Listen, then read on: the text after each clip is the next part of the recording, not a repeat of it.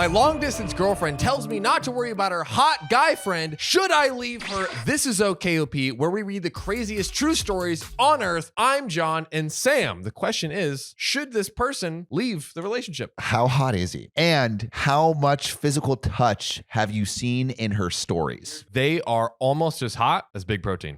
Big Protein is pretty hot. Sexy Mr. Beast over here. I do have a okay story. Okay, story time? alert? Yeah, about a girl that did leave her boyfriend for me. you? Yeah. I also have a story of a girl that left her husband for me. Oh my gosh. Double okay story time? Yeah, we'll get to it at the end. Okay, but for now, let's get into this one. User Is It Real Love says, my girlfriend is righteous, fair, and caring to the extreme. She wouldn't hurt a fly. Case in point, I once killed an ant that was on the table and she actually cried with real tears. Would you kill me if I was a worm? Because she cares and because she can't see any being, no matter which one, be in pain. Now, onto my issue. We're in a long distance relationship and there's this guy at her work that is really desperately in love with her, in my opinion. It started out as them becoming running partners while she was preparing for a marathon. They run together 3 times a week before work, and long runs at that. Sometimes between 20 and 30 kilometers. That is a long run. That's a long Getting your heart rate run. up,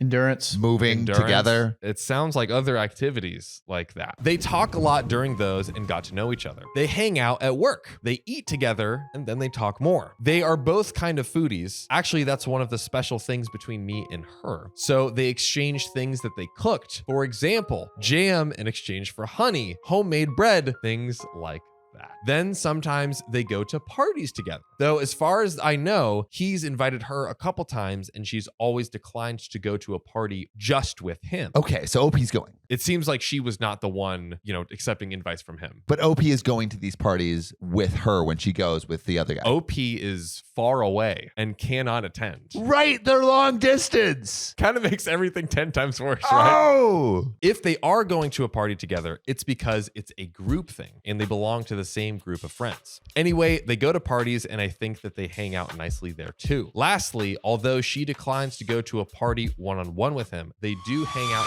together on Sunday afternoons and the like, which Sunday afternoons feels kind of like it's like an intimate time. I don't know. You know what I mean? Like They're hanging out. They're both working straight. together. They're both straight. And OP says that this guy is desperately in love with her. And he looks almost as good as a Big Protein. Not a chance. Not a chance. So I'm 100% sure that this guy is super into her. He does everything he can to hang out with her. Now, onto her side. She wouldn't hurt me. I was wondering for a while whether she was capable of cheating behind my back and not telling me. In other words, her version of not hurting me. But I'm pretty sure that's not an option because of these 3 things. Number 1, we see each other often, every 2 weeks, and it's miraculously amazing every single time.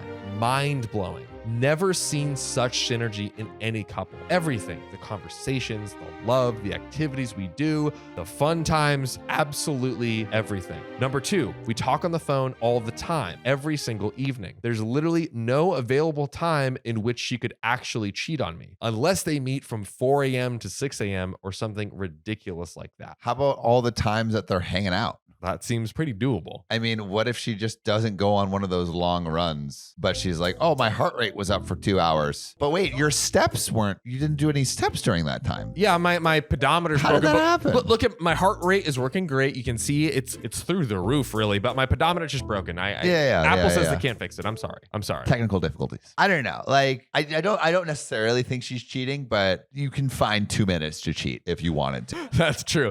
It only takes the hot guy 2 minutes if you catch my drift. And finally, number 3, she's pretty blunt. I don't think she would hide something like that. She's not the type to be afraid to break up. I think if she felt like it, she would just do it because it just wouldn't feel right. So very quick pause right here. Do we think that the guy is desperately in love with OP's girlfriend like OP says? I think so. Yeah? I think there's a very good chance that maybe not desperately in love, but there is an attraction. Yes. jealous. And I think it might be even a mutual attraction, but weighted more from the guy to the girl. So I think like the guy friend is more attracted to the girlfriend, and the girlfriend might be a little bit attracted, but mostly platonic. If the girlfriend becomes single, the guy would want to pursue her and date her. Yes. And I think if the girlfriend became single, she might even get a relationship with this guy, but I don't think she's maybe allowing herself to think those thoughts. She's telling herself, I don't want this and I wouldn't do that. Yeah.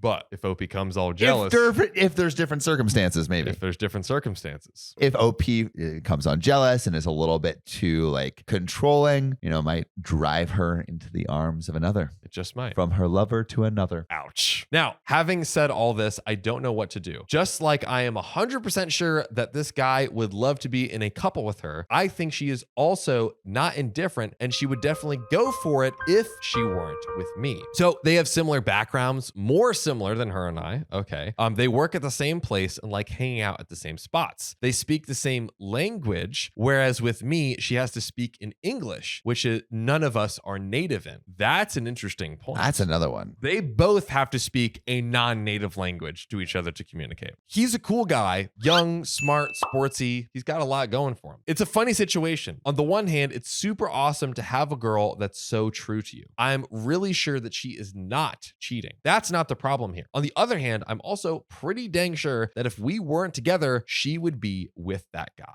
It would just make absolutely no sense to not be with him. So the question is this an okay situation? Could one see it as her just keeping the guy as a backup in case we break up? And is that an okay thing to do? Is it an indication that I'm not showing her enough proof of my affection and she believes there's a possibility of a breakup? So we have to ask you all and ourselves the same question. Do we think that the girlfriend is keeping this guy as a backup? And also, is that okay? I don't think she's intentionally thinking of it as a backup. I've had like in my life, I've had a lot of like female platonic friends while I've been single, and it's been platonic, but there's been like a little bit of attraction there. And I think also there's like almost always attraction in at least one direction with, I feel, close, like opposite sex friends. Right. If they're both straight. Right. Would you agree or no? I have had so many, I don't really have very many now, but I have in the past had so many platonic relationships with women where literally nothing has happened. It wasn't like, oh, we hooked up once or whatever. It was like, no, like nothing has ever happened. But would you say that's often? I would not say that that's usual. I think I'm for sure that happens and does happen, but I feel like there are many cases. There are many cases where there's attraction at least one direction. It is a sticky spot to be in. On the possibility that she's afraid of a breakup and keeps him as a backup, unfortunately, I can't go much further with our current situation to give her a promise of security. We're long distance, so I wouldn't do anything crazy like proposing to her when we've never lived together. Thank God, OP. I guess the only reasonable thing I could do is quit my job and move to her city, but I love my job so much and I'm doing so well, so that would be really hard for me to do that. Note that for the eventual plan, when we'd move in together, we would go to a city where I can keep working for the same company. There are many such cities, but sadly, the one that she lives in is not one of those where we have an office. I almost feel bad because they'd be such a great couple. Oh my gosh. I feel like I should just make it easy for her and let her be with that guy. Be done with the long distance and let them be married in their city and have a happy life together. Oh. OP. I feel like OP is like shooting himself in the foot before he's even started the race here. Totally. With me, we have another 1 to 2 years of long distance to get through, and then we'd probably have to both move to another city to be together. We've talked about it. We're both okay with that plan. We both can't wait to move in together, but when you take a step back, it would just make so much more sense for them to be together instead. I guess sometimes love does strange things. I don't know if I should bring this up to her at all. As I said, nothing bad is actually happening at the moment. I just want to avoid that in 1 year, she suddenly has a change of heart and goes with him. And we realize that we lost 1 year of our lives. The bad thing that is happening is like your mindset on this. Yeah. Saying like, oh, she might be better off with this guy. That is a bad thing that maybe means you need some communication. Maybe she thinks he's butt ugly, you know? Why are you doing OP like that? Maybe she thinks the other guy is butt ugly. Oh. No, OP is sexy. We did kind of see a situation like that this weekend. Oh, with Christian stealing both of the girls that we were trying to hit on? That too. But no, the tennis player or the people that got back from playing tennis or something, and they were watching jury duty all day together. Oh, yeah. Man, we are hinting so much tea for the audience. Dude, right now. yeah, we were. Story 4. Can we do an OK Storytime battle and then pick the best of the OK Story times? Okay, deal. All right, we'll have a battle of the OK Story times at the end, so stick around for that. And frankly, if that happens, both of us leaving the relationship, the two of them would still be fine. But the biggest loser would be me, since I'd be all alone and I'd have to start everything over. The stupidest part of this wouldn't be a question at all if we lived in the same city, because she'd obviously spend all her time with me and she wouldn't have this enormous amount of time to spend with this other guy. I don't know what to do. I'm happy with her. She's happy with me. I just don't want to wake up one day and realize it was all a waste. I'm in my prime years now. I won't be in 2 to 3 years. He's that You Leo. won't be in 2 to 3 years? You won't be in your prime years? He's operating by Leo DiCaprio standards. Oh, yeah, here, right, okay. right. Yeah. Also, men peak at like 35 Really? in the dating market for sure. Oh yeah. Yes, I see where you're going with that. Edit. Maybe a reasonable thing to do would be to talk to the guy. There aren't many opportunities for me to do so, but he might be willing to at a gathering that we go attend next weekend. Sorry, don't want to give away too many details. There is an update, but let's ask that question. Should OP approach the guy and talk to him about this? Not first. Yeah, that's a pretty bad idea. You want to steal my girlfriend? Like OP is, you can hear from how he's writing this that he's down in the dumps. Yeah. He's like, I'm coming out of my prime years. This guy's like way better for her than me. I'm going to be wasting a year of her life. Like OP, you're obviously thinking about this a ton and that sucks. You need to, and you're going to continue to spiral and it's going to damage your relationship. If you're having these feelings, you should talk to her about it. Yeah. Right? 1,000,000%. And I think kind of like what you were saying earlier, if you were like, hey, here's like the line of thoughts that went through my head. I was, worried about this guy. And then I was like, am I being insecure? And then I was like, should I talk to the guy? I was literally all over the place. I didn't know what to think. And I don't know what to think, but I just wanted to Voice that to you. voice these concerns. And then from that point, you could be like, what can we do if she actually cares about you in the relationship and you care about her in the relationship? What can we do together to make sure we're both comfortable? yes, 100%. 1,000% think OP should not talk to the guy first. Yeah, Talk dude. to the girl. Yeah, first. he talks to the guy and the guy's like, all right, the plan is working. I'm going to sneak in with the woman I love. But there's only one way to see what happens. Getting into that juicy update. Let's go to the update. 5 years later. What? Maybe the longest update period we've ever had. You're joking. 5 years? 5 years. Wait, so when was the first post? May 22nd of 2016. Wow. This is going to get deep. Real quick vote. Married or not? Big protein. I already know. That's true. Sam.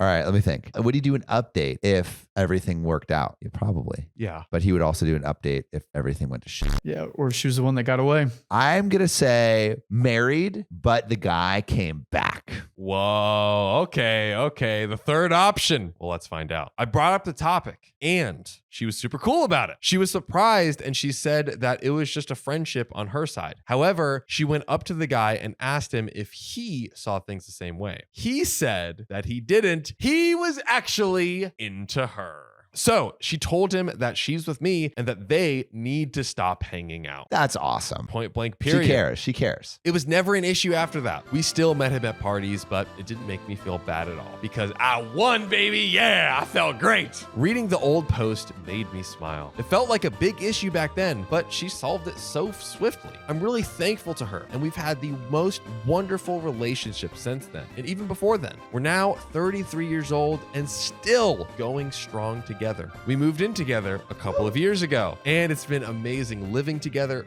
traveling together, and being together all the time. She's still so sweet. I love her with all of my heart, and it's obvious that she loves me too. You'll never know how these things will turn out, but ours is a story that will fill your hearts with hope and love. P.S. Now I'll delete the password to this throwaway account, and any reference to my computer. Feels nice to close this loop. I'm glad it ended well. Wow. I'm glad it ended well. That is a beautiful, wholesome ending. Gen Z hearts all around. Hearts in the chat. But what's the question?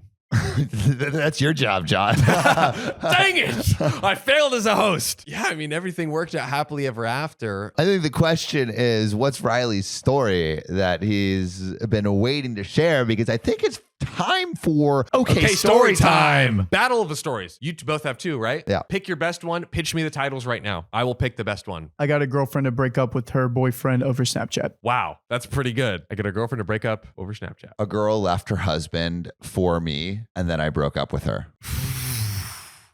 Riley, we might have to get yours on story too. Dude, that because- one's pretty good. All right, go, Sam. It's your time. Okay. The year was 2016. Wow, The year young was Sam. 2016. Same year as this. Oh, dude, twins? Okay, the year was 2016. I was at UCLA and I had broken up with I had broken up my ex-girlfriend, Madison. We had been dating for a while. I met her in high school. She was like 2 years actually it's because her mom saw me come out of the pool, saw that I had abs, gave me her daughter's phone number, and then Classic. And then I started texting her. We had met at a museum. It was awesome, but she was 2 years older than me and was cheating on me while I was she was in college. She was like a sophomore in college. And I was in high school. So whatever. Broke up with her. And then soon after I started dating this girl. So there was this girl that I started dating, or this girl that I was like friends with. And then she was dating this guy, and then she broke up with him and was like on a break. And we were just friends, but then pulled some moves on me and we started hooking up. And I was not I had just broken up with like this girl that I thought I was in love with. I was just not at all ready to give my heart and soul to someone. And so I remember there's this inverted water fountain. It's like instead of the water going up, it goes into a hole in the ground at UCLA. And she's like, meet me at the inverted water fountain. And so I met her there and she's like, hey, we've been hooking up for a little bit. What are we? And I said, I think just friends. And she was like, okay. And then I believe like that week, she got back together with the boyfriend that she was on a break with, who she kind of left to date me for a little bit. And then a couple years later, they got married and are now living together, married. Wow. And she just dumped him to come back to you. To get a little trial, to a little test drive. She renewed the subscription. It was a test drive. Or probably how she spun it, which maybe is more true. I realized how terrible the dating world was when I left you and I realized you were the man for me. Wow. Well, good on you, honestly. I mean, do they seem happy? I think they're happy. Good job. Yeah, it's the same guy. Yeah, the guy that she broke up with is now the guy that she is married with. There you go. I think that says it all. Now, how many years deep are they in their marriage now? Should I mess? No. Yeah.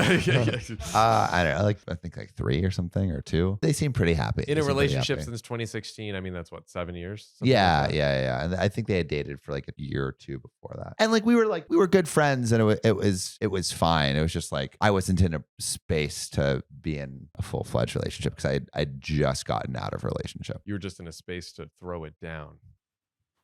You're in college. Yup. All right, Riley. That's right. Oh man. So this kind of happened recently, but Recently. yeah, like about a month or 2 ago. So like my brother was talking to his girlfriend and she was like, oh my gosh, like this girl is in this bad relationship and needs to get out of it. And her boyfriend's like talking to other girls and hang out with other girls and only post other girls on his Instagram and not her. I was like, oh, well, who is she? I see her and I'm like, oh, she's pretty cute. Like I'll see what I can do. And so like I found her Snapchat, added her on Snapchat, just why not? And then like later she like added me back and I was like, so I messed up and I forgot that me being old and not using Snapchat, I screenshotted the message to send my brother. Ooh. It's smooth though. I screenshotted it, sent it to my brother. And I was like, and she's like, she sent a question mark. And I was like, sorry, I was doing a little before and after. She's like, a before and after of what? I was like, a before you were my girl and an after whenever you were my girl. Oh my God. Big Riz protein making big King. moves. And she was like, LOL, that was smooth. She was in a relationship at that time. Yeah. But Riley's like, yeah, of course she was. Of course. That doesn't stop Big Protein for feeding her some protein. it's just a 1-on-1 rather than a 1v65 or whatever.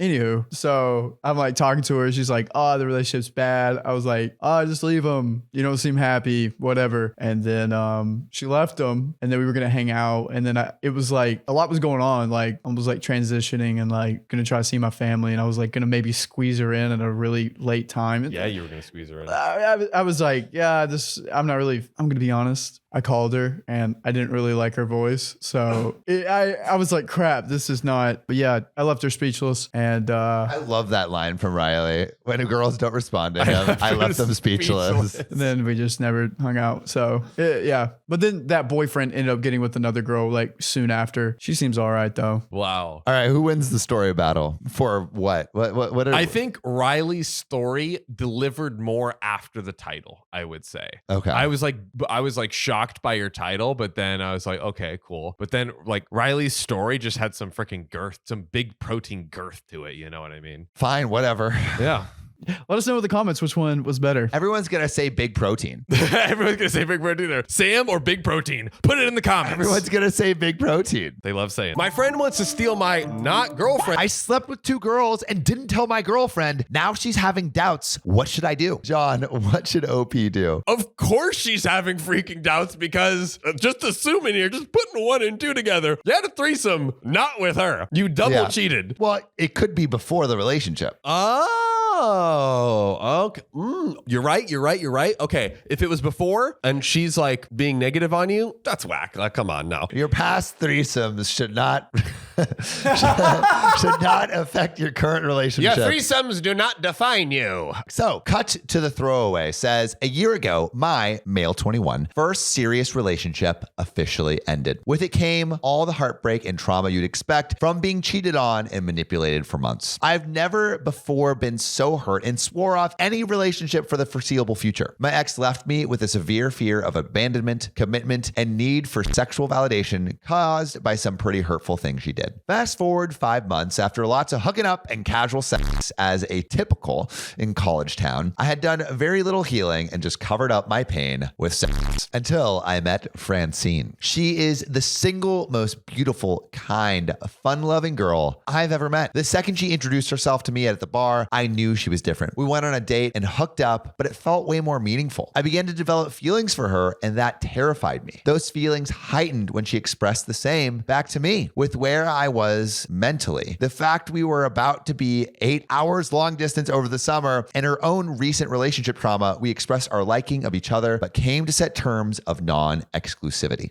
Okay. So they are not seeing other people. No, non-exclusivity. So they can see other people. They can see other people Got you. because they're kind of long distance. Right. I assured her I was telling the truth about my inability to commit at the time and wasn't just telling her that, but let her know that she's free to do whatever she wants over the summer. Working as a bartender, I had plenty of opportunities to continue casually hooking up. At first, I was conflicted about what I wanted. I didn't take these. I liked Francine after all. However, as I began to overthink, I felt as though refusing this was making me more vulnerable to being hurt if I came back to school to her disinterested, like if she was disinterested in him. To me at the time, that seemed like the exclusive commitment I was scared of. So I had a casual hookup, except this time it didn't even give the temporary validation like before. It just kind of made me more confused and like I wanted to commit even more, which scared me. I shouldn't have done it twice, but I stupidly did it again. After just feeling more conflicted, I stopped, realizing it wasn't helping anything and just making my mental situation worse. While we were both free to do what we wanted and discuss this, I didn't feel right about it, especially since Francine and I were still texting and staying in contact. As scared as I was of committing, the idea of effing it up with Francine seemed way worse. So when we got back to college and she asked about my summer, I told her I hadn't pursued anyone. Oh. That's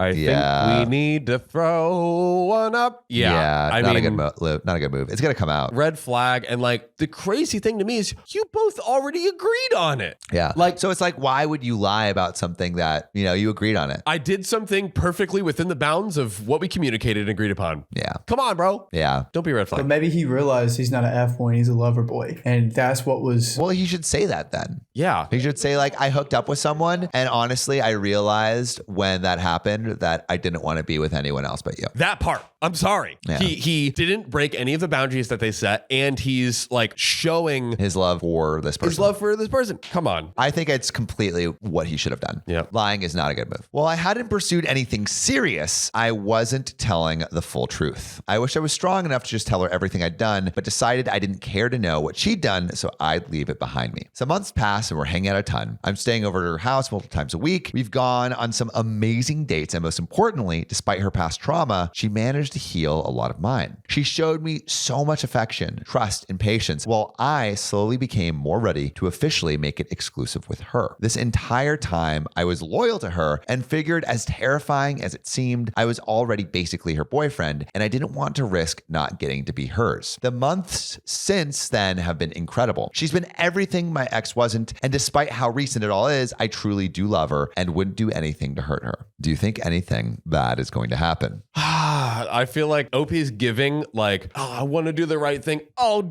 geez, gosh, golly darn it, I effed up again. Oh, well, I think You that's... should come clean, OP. Come clean. We both went home for Christmas a few days ago and things were normal. However, drunk on Christmas Eve, she FaceTimed me again and began talking. The conversation suddenly turned to her past trauma and her expressing that she's felt distant to me lately because of an intense worry I'm going to hurt her in the future. Not only does this stem from her exes, but also a very rocky relationship with her father, and I gave her tons of reassurance and love as she deserves. She responded by telling me that she's got to ask me a question that I have to answer 100% honestly. I pinky promised her over the phone I would, and she asked, did you do anything with anybody over the summer? I think it might be a setup. I think she knows. Oh, I think she knows. I didn't even think about that. Yeah, Conspiracy? I might have to put on the conspiracy hat over here. Yeah, I think that maybe somewhere through the grapevine or something, maybe she saw some Instagram posts of people College towns are small.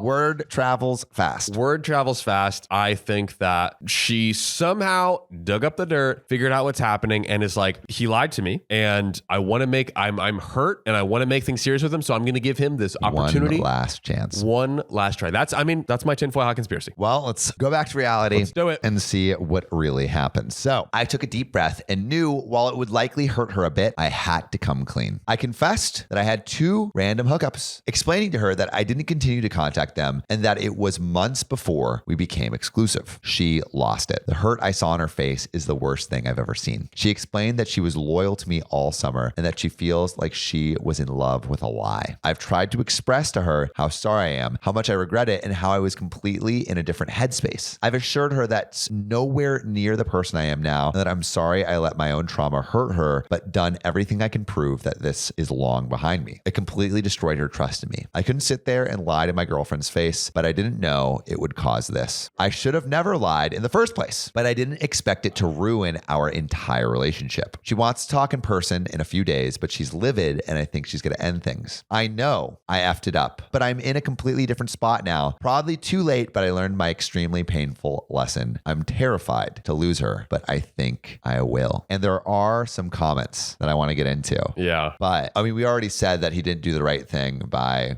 coming clean. Is there anything that he should have said in this final admission that maybe he didn't? I don't know really what more you can say. I mean, honestly, I think the only thing more he could have said would be expressing just how like remorseful he is. I mean, he might have, it wasn't 100% clear, but like, wow, I realize what a gem you are and that I've broken your trust and like, you know what? You deserve to feel the way you feel, but I'm still here, you know? I almost feel though that she would have had the same reaction had he said it initially. Because it feels like it's more like I was loyal to you and you weren't loyal to me. Even though they... Really? Because that's what she said. She said I was loyal to you the whole summer. I see. I was thinking I didn't pick up on that as much. I was thinking it was because of the lie, because it's like, hey, we I think did it's worse. And I think because of the lie. Yes. For sure right now. Yeah. But I almost think like they were non-exclusive, but I feel like she was treating it almost as they were. I got one more tinfoil hat conspiracy for you. Is this a advanced orange test? Is this a like if he doesn't treat you as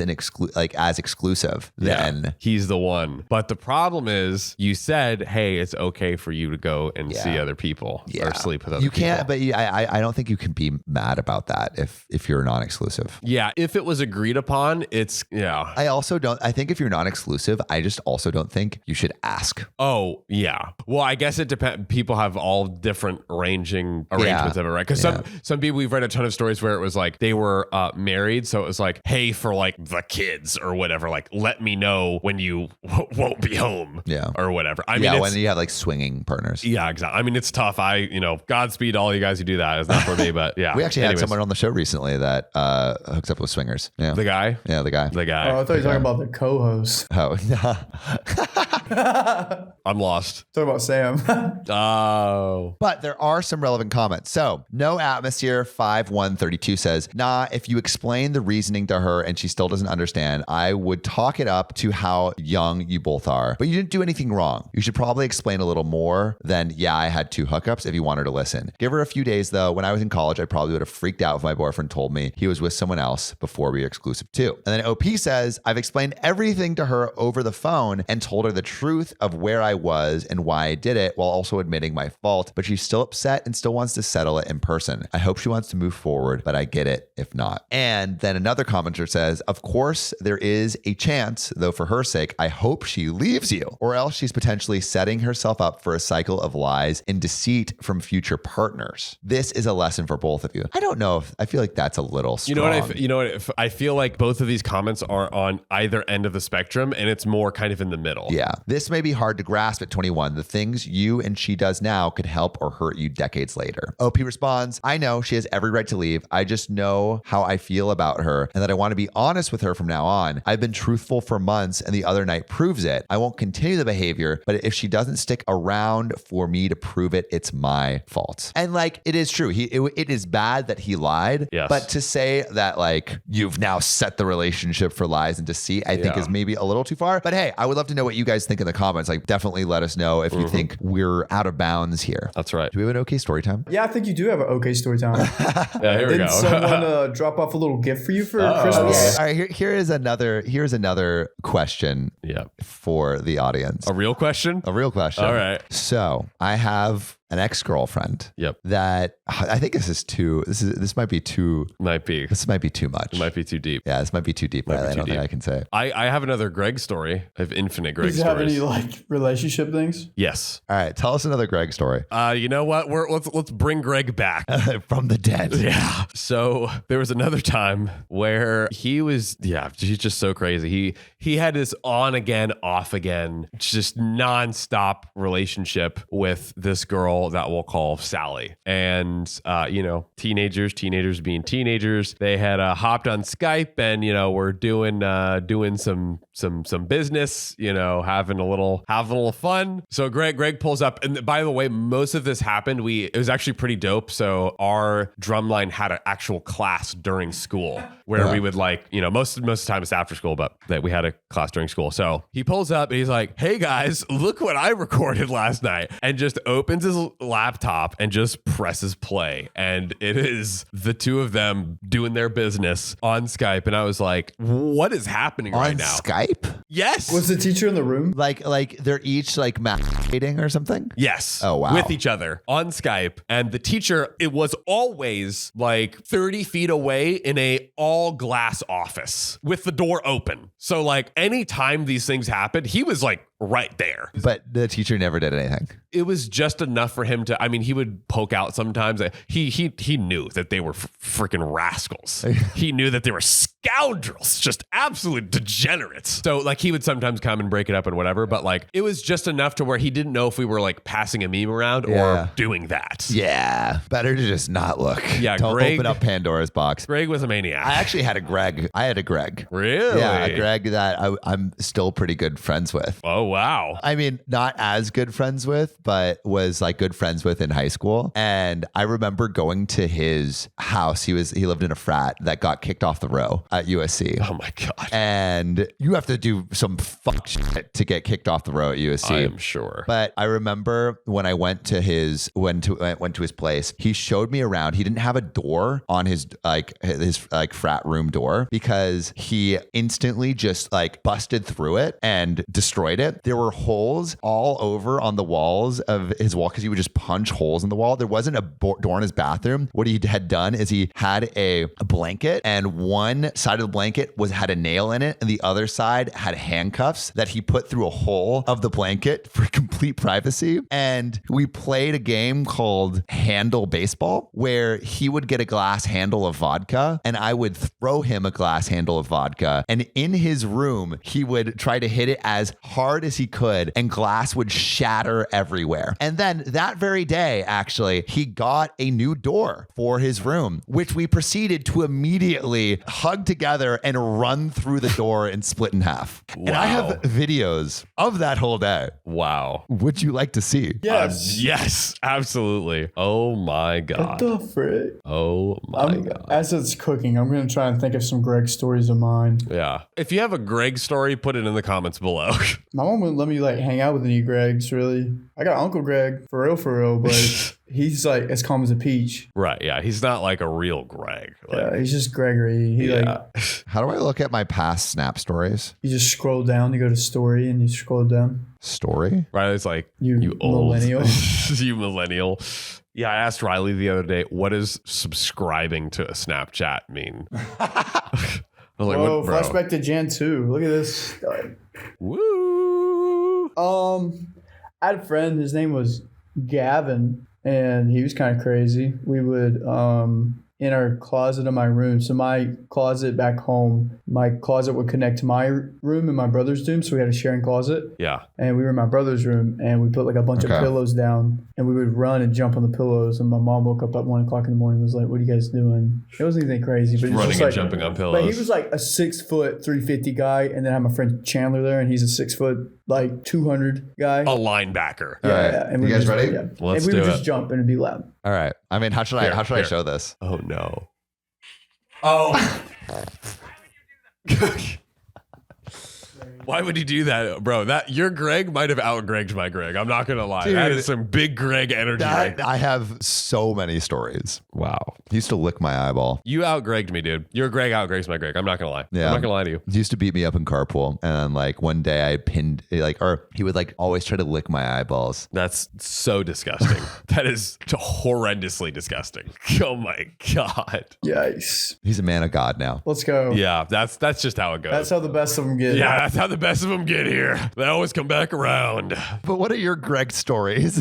Please drop them below. Please answer us below. Oh, also in our subreddit, we love it when you like add photos or videos. It's cool. That's true. Yeah, that's It true. makes me feel like you're people. And your drawings of us. Yeah. Oh yeah, Are I great. like the drawings. We always love that. We always love that. And what should I do? And this is OKOP, where we read the craziest true stories on earth. I'm John, and Sam, what should OP do? I mean, if it's not your girlfriend, then it can't be stolen. So I'm gonna say nothing. But no. But I want her. This one comes from It's a Throwaway 9474. They say, my 20 male friend, 22 male, wants me to step aside so he can try to date my not girlfriend, 18 female. Okay. Let's get into the long version of the story. A little over 3 years ago, I had just gotten out of a relationship with a girl who was really abusive. I broke up with her shortly before I graduated high school and wanted to take some time to focus on myself. Of course, a few weeks after the breakup, I meet the most gorgeous girl I have ever met. Dang. That's how it happens sometimes. That's how it happens sometimes. And we really hit it off. I'll refer to her as Lisa. She had also gotten out of an abusive relationship, so neither of us were looking for anything serious. At the time, my driver's license was suspended. Uh-oh, that's not good. Too much speeding, bad time in my life, learned my lesson. I have a little okay story time, speaking of driver's speeding? licenses and speeding, yeah. Kind of unrelated, but related to driving and speeding. John's driver's license is definitely not expired. Wow, way to dox me, bro. Hold on.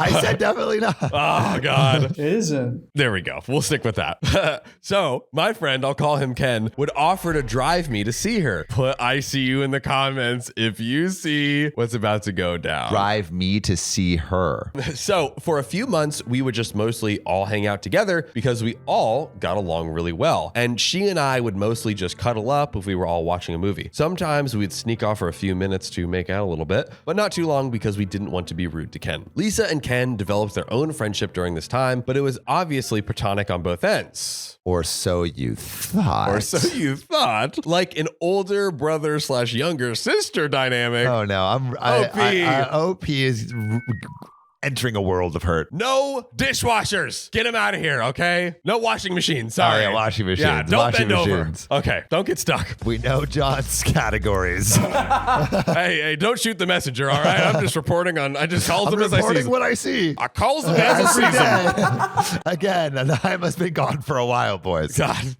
golly. We are just throwing shots at each other today. I love it, though. This is great. Big important piece of information here. Ken also had a girlfriend of 4 years at the time, but they were just hanging by a thread. Okay. Oh, damn. Yoinks. After 6 months, I got my license back and I'd go to see Lisa / take her out without Ken. At that point, Lisa and I started doing the dirty deed. Okay. We both really liked each other, but I panicked and sort of ghosted her for a few weeks. Ouch. Not a classy move. To ghost someone for 4 weeks? Yeah. Yeah, not a classy at all. Yeah. How long have they been seeing each other? Like, and they're friends too. At 6 months. Over 6 months. That's not shitty. That's pretty shitty. Lisa and Ken continued talking, and he said that he wasn't going to stop being friends with her because I was being an idiot. Fair enough. I realized I was being stupid, and Lisa agreed to see me again. We immediately picked right back up where we left off. Around this time, Ken and his girlfriend broke up, so I moved in with him. Moved in with Ken. I am Okay, so to seeing be a clear, web. Ken is now single. Lisa is now single. Yes.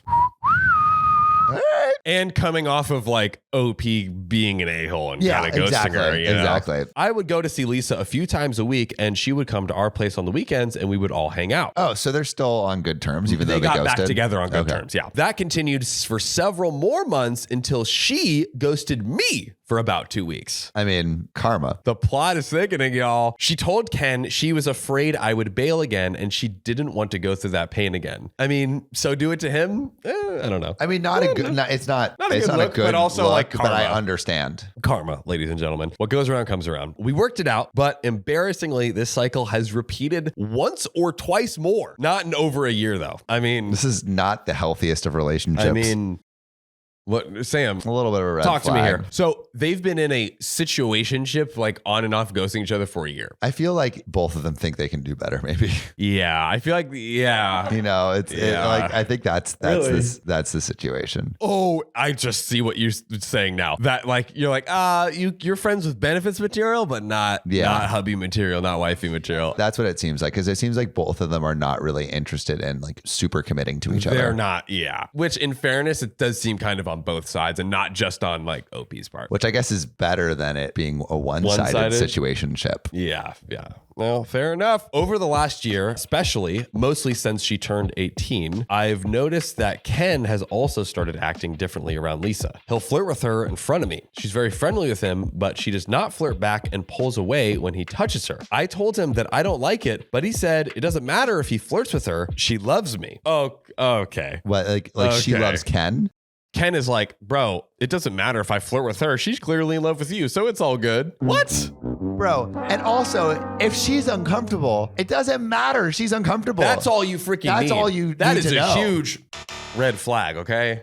Ken, be better. Do better. Do better. God, I just lost my place. And he will find it again. Like right now. She says that she doesn't feel that way about Ken at all. And everything indicates that that's the truth. I mean, if she says it. And she literally pulls away from his touch. Hello. What more do we need? Huge indicator. I'm sorry, but I'm not sorry. Ken has also started drinking more lately. Oh, God. And the other night, Lisa was not there. He started whining about life not being fair. I took the bait and asked what was wrong. And he started rambling about how Lisa is too good for me and I don't deserve her. I agree, but it still pissed me off. Opie's like, yeah, I'm a piece of crap. But Opie, you need more confidence. yeah, come on, bro. He then told me he is in love with her. Lisa. Yep, he's I in saw love. that He's in coming. love and has been for a while. And if I cared for either of them at all, I would step aside so he could pursue But Lisa her. is obviously not interested. She's literally told you. Yeah. Stop. Wait, did Lisa literally say that she wasn't interested? She literally said like, "Oh, I'm not interested in that. Like, Yeah. I'm uncomfortable." But she didn't say it to him. She said it to OP. Where was that line? She says she doesn't feel that way about Ken at all, and everything indicates that that's the truth. So she's saying it to OP. It's possible it could have been to both, but at minimum to OP. Yeah, at but minimum to also OP. like if that's what you would say if you were in like a relationship with someone too, even if it wasn't true. Maybe we can take notes from this. But I think she is not at all feeling it. I didn't want to argue with him while he was drunk, so I just went to bed. I confronted him in the morning and he doubled down. He said that I can't commit. I can't give her what she wants/needs. She is not my girlfriend. She is quote unquote fair game to try to date. Am I wrong for thinking this is messed up? Lisa and I do have an unconventional relationship, I'll admit. That is correct. We don't refer to each other as boyfriend/girlfriend, but we don't sleep with other people. We tell each other we love each other. She usually stays at my place and we have a good relationship with each other's families. Bro, I think this is a classic case of a situationship just going super far. It's too Like far, they like boy. they like each other enough, but they both think they can do better. I think that's what it is. We need to. This is too much. I think we're pretty happy together. ? I know she doesn't want to be with him, so I'm not worried about that. But since Ken said those things, I can't help but question if I'm being unfair to Lisa by holding her back by being with me. Okay, this is one to dissect. I want to know what y'all think. Do you think OP is exhibiting any a-holish behavior? Yeah. I would love to know from you guys. But I feel like, well, John, what's the real question? The real question, bro, is why is OP still in this situationship? Yeah. And also, why is Lisa? Why is Lisa? And is it really on both sides that they both don't want something deeper? Because usually there's always one person that kind of like wants it and maybe is keeping it a little bit more surface level. Yeah. But they've said I love you to each other. They know each other's families. Like, I mean, at this point, you're kind of already in a relationship, even if you're not saying that you're in a relationship. been in it for over a year. Yeah. And so I think for that reason, it is totally foul play for Ken to come in and being like, you don't have a label on it. So it's Yeah, like, yes. like that's totally like an Out of a-hole move bounds, for yeah. sure. But I'm like also thinking, why are they keeping it in a situationship? I'm wondering. And are they holding both of each other, like themselves back from finding a partner that they could actually commit to by staying in this? Totally. Also, the ground zero like line stops here is Lisa said doesn't want it and is not comfortable with it. Exactly. That's where it's like it's okay, it's already out of bounds, but then it's like doubly out of bounds when it's like they are kind of They're basically seeing each other. like, dude, like if Riley and I were hanging out and he's in a situationship with a girl, I'm not going to go in and try to swoop. That would be Exactly. such a dick move. It'd be like, bro, you didn't lock it down, so yeah. fair play, bro. pin, bro. Yeah. I don't know. I'm referencing 1950s pinning. If anyone knows. Riley, I just bought a brand new Lego set, so you know what's about to go down. Yeah, we're going to build some Legos. Reference That's Riley's to- euphemism, by the way. That's right. Yep. Reference to a few, like A maybe few a week or so episodes, yeah, ago. yeah. Yeah. Bricking up. Bricked up. Yeah, so I think Ken is definitely the a-hole. I think it does seem like neither OP or Lisa really know what they want. Low key is specifically regarding the situationship. Lisa and OP are kind of the a-hole to each other for not like, Yeah. I don't know. It's like, But if they're both fine with it, then it's like, guess so. it's fine. I guess so. You know what maybe I think would be a solve for this? I think OP should talk to Lisa and say like, hey, I know we've talked like you're not into Ken. I think you might need to have a conversation with him because I think is interested in pursuing a relationship with you. And I can help you if you're uncomfortable, because I could totally see Her being uncomfortable. because like it's a friend, like what we were just talking about episode or two ago. Exactly. Yeah, it's like there's a friend. I don't want to hurt him. You know? Yeah. Well, we have an edit and some relevant comments. Let's dive right in. So edits. I did tell Lisa everything Ken said about her and our relationship immediately. She is not interested in him, and he has been making her uncomfortable. Which line is drawn. That is the only thing that matters. Only thing that matters. Ground zero. Also, it's been asked a few times. Lisa and I have always been on the same page as far as labeling our relationship. Okay. And I'm aware that she is her own person and can be with whomever, whenever. Ken is the only one treating this as some kind of competition. Now on to some relevant comments. OP on his relationship with Lisa. When we started sleeping together, we did have a conversation and agreed we didn't want to sleep with or date other people, but we also didn't want to put a label on our relationship. We do discuss it occasionally and have always been on the same page, but we have gotten a lot more serious in the last year. The more I type it out, the dumber it seems to have not made things more official though. Ken is obviously free to try his luck, but she has said she is not interested. If anything, he'll mess up his friendship with her. 1 trillion %. I feel like at this point, she should tell Ken that she's not interested too. Yeah. And totally fair to ask for OP's help if that's kind of especially if he's been like making more and more advances, drinking more, 100%. Yeah, dude. OP on telling Ken Lisa isn't interested. This morning, I did talk to him again, and I told him what she said to me with her permission. Okay, so it seems like she's kind of asking him like, hey, can you? Yeah, can you? But it might need to come from her too. Maybe. Yeah, that's a good point. Which was essentially that his advances have been making her uncomfortable, and if he wants to maintain any friendship with us, that he's got to roll things back to how they used to be. He said he wouldn't believe it until he hears her say it herself. Yeah, that's what I thought. But honestly, massive red flag, because it's like, dude, she's not interested. And also OP mentioned in all the times he made an advance, she would push away and pull back. Read the signs. Yeah. I get there's some gray area of like, is there flirting or not? But like, I'm sorry, there's a point where it's like, she's just not interested, bro. Yeah. And also like your friend already has some sort of relationship with her. What? Like, what is that's such a red flag in a friendship to do that. Ken is just filling up with red flags over here. Honestly, might have to buy this hat for him. Mm-hmm. Not that he deserves it, but he deserves a label. I'm conflicted on that because I don't want to come across as controlling, but I also worry about his reaction when she rejects him. That's what I'm really worried about. I'm worried about what if he drinks and then she comes over, she doesn't know he's been drinking, he's like in his feelings, and then he like explodes on her. That's kind of what I'm he seems a bit unstable. And is progressively like spiraling more and more and more. Yeah. It almost feels like it's like at the beginning of like an obsession. Yeah, maybe he's like also developing a drinking problem at this point too. Like OP's kind of been hinting at it, but looking really bad. Yeah, I mean that the drinking thing could be tinfoil. Yeah, but I have a feeling that it's going to escalate in the update. Yeah. I think there could be some mental illness popping up. There could be. I feel like we're seeing tip of the iceberg problems right now. Tip of the iceberg. The iceberg goes deep. Substance abuse, mental health issues.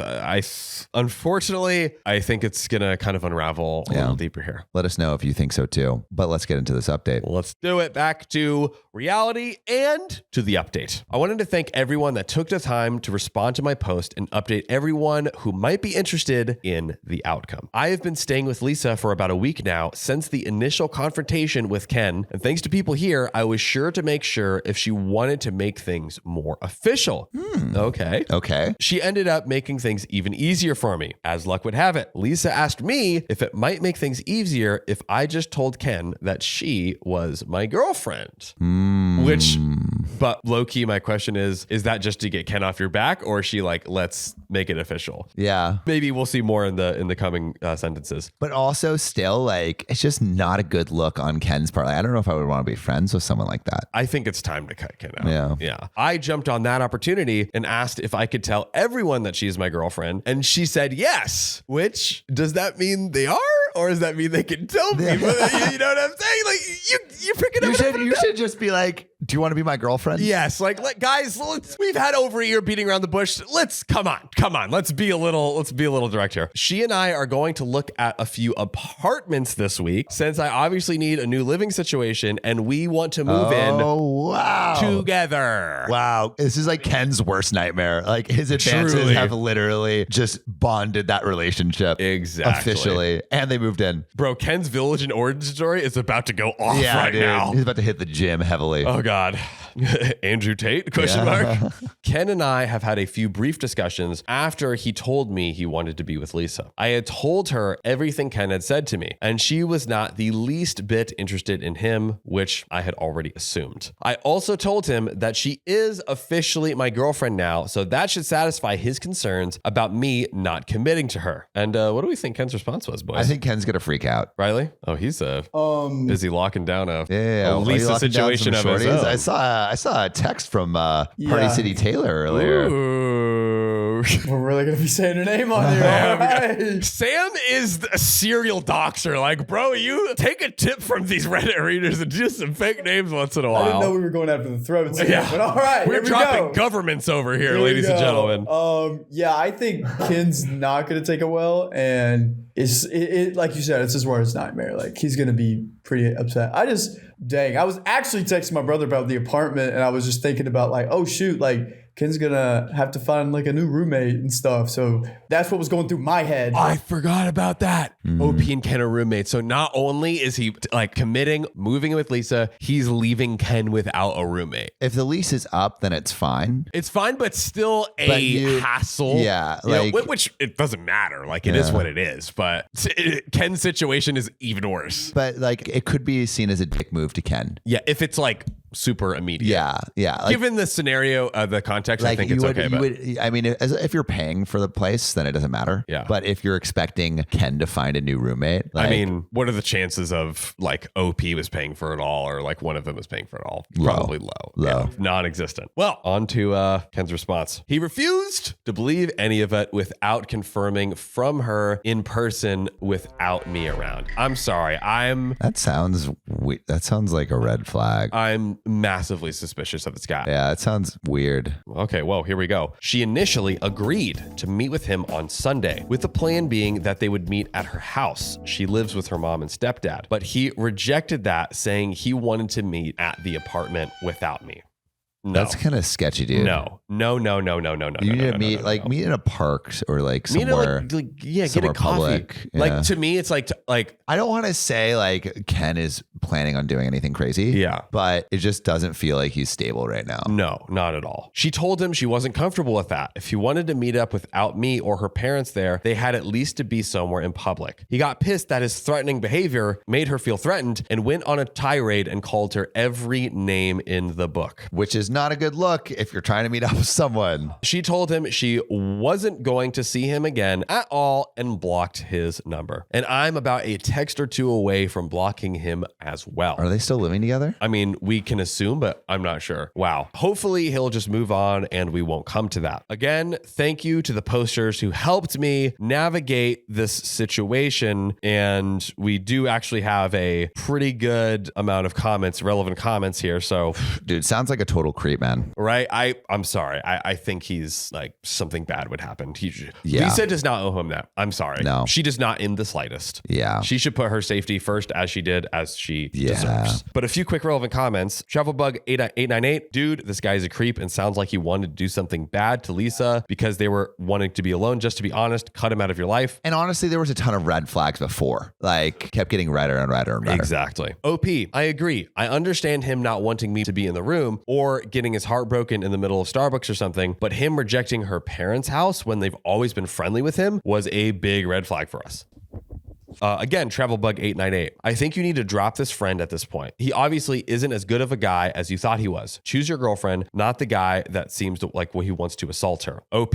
I don't even think I'm going back to the apartment to get to the rest of my stuff. I hope he's able to get his life together, but I can't help him at this point. If he does try to contact her again, then she's going to try to get a restraining order. I've also told mutual friends what is happening and that he can't know where our new apartment will be under any circumstances. Final comment of the story. So my stuff is out now thanks to two friends who are also friends of Ken. With the two of these friends, friend number one tried ahead of time to convince Ken to leave so we could get everything out without him, but it was not happening. Ken said that he wanted to make sure I didn't mess with his stuff, which is ironic since he tried messing with my relationship. Friend one then offered to act as a buffer so friend two and I could go get my stuff out. Cool if friend one and two. When we got to the apartment, Ken was obviously drunk, but calm and seemed almost apologetic. I had already decided I wasn't going to engage with him at all because I didn't see the point anymore. He did not like being ignored apparently and started going off, gradually saying worse and worse stuff. I'm very thankful to my friends that we were able to get out of there quickly because I have never been so angry like that in my life. Wow, Ken really devolved. But the thing is, there were red flags beforehand. There were. Yep. There were. More, like you said, it just kept getting redder and redder and redder. Lisa does not deserve to go through that. Ken does not deserve what he is asking for. I think I would have distanced myself as soon as he was like not respecting the relationship that we had. Bingo. And also, like, I'm sorry, it is never a reasonable request to try and get a woman to meet you alone when she doesn't Want to. It's one thing if like me and my girlfriend who've been in a relationship for 3 years, yeah, we literally live alone. Like, okay. But if there's someone who's obviously uncomfortable and like, no, don't meet in person, don't meet at your parents' house, meet me at my apartment and you can't have anyone with you. No, That's never. so sketchy. So unacceptable. Yeah. So unacceptable. I'm glad that they finally heeded the red flags though. Thank God. Thank God. Thank freaking God. I'm curious to all of you, when would you have left the situation? Oh, yeah. Right? Because like, I think I would have left as soon as the relationship was not like respected, even if it was a situationship. Yep, 100%. But I would love to know what y'all think. I agree with you on that one, but let us know in the comments below. Also, I do have a little, story time from my driver's license. Oh, Not the fact that it may or may not be allegedly expired or not. That's not it, but go to the DMV. But have you ever been in the DMV? Yeah, you could, but you can create an I'm appointment. so bad at like, Sorry, you give off those vibes. What? I remember going to the DMV and just sitting there, just waiting, and then all these kids would come in and already have an appointment and go in front of me. You give off those vibes. Appointment vibes. dude, it's the smart thing to do. Called thinking ahead. It's called being on Riles. top of it. But so I think it was like expired driver's license or points on their license or whatever. So this is just kind of a funny one. So many of you knew I was in drumline. My upperclassmen when I were in drumline were quite a bunch. It was like Sin City. It Yes. was it was It a was bunch GTA. of delinquents. It was the degeneracy went deep. Yeah, it was GTA IRL. So this particular guy, let me give him Greg. what's a good moniker? Greg. There we go. That's perfect. Greg was he kind of reminded me if Patrick Starr turned into a degenerate teenager.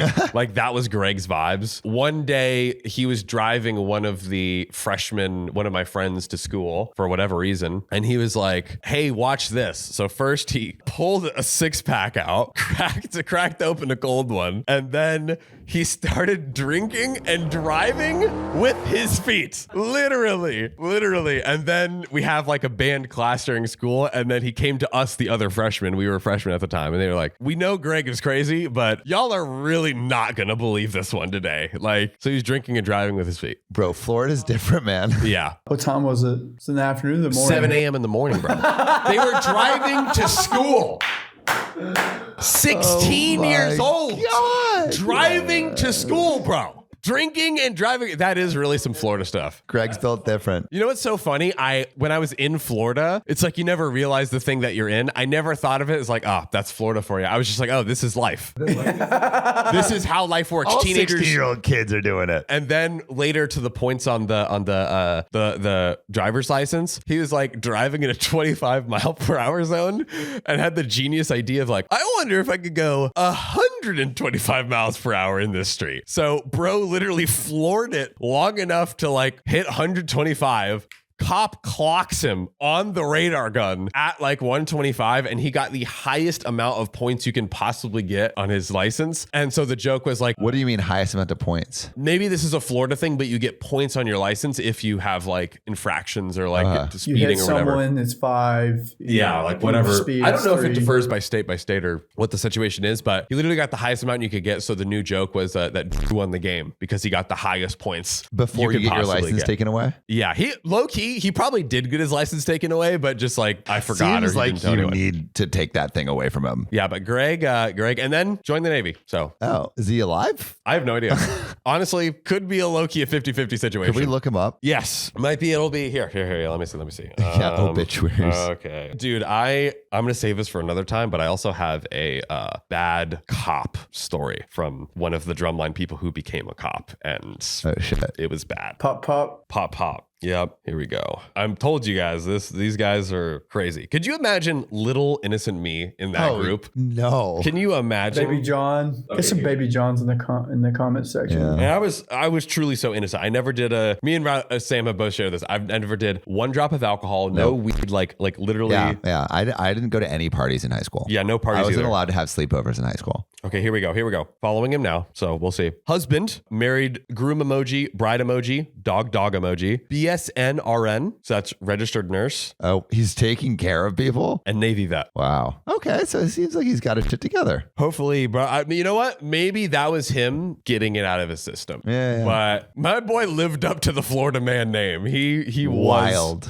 He was Florida man. Another life. Another life. But you know what? I have another of for you. What? Another story. Let's get to it. Woo! My girlfriend didn't want to open her gift, so I opened it for her. My girlfriend recently had a birthday. We had a small get together at our apartment, but my girlfriend feels uncomfortable opening gifts in front of people because of the pressure, and all of her friends know that. She opened them privately that evening. By the way, this comes from a throwaway account on the r/OKStorytime subreddit, so submit your stories there. Well, 2 days later, my parents' gift arrived. My parents are on the wealthy side and brought her a designer handbag she had been openly admiring the last time we visited. They had purchased the bag that weekend and had been saving it for her birthday. She responded a thank you before she opened it and would let them know when she did. The box sat at our dresser for about 2 days before my parents sent a text wondering if she had opened it yet. I asked her when she would open the gift, and she just shrugged and said, soon.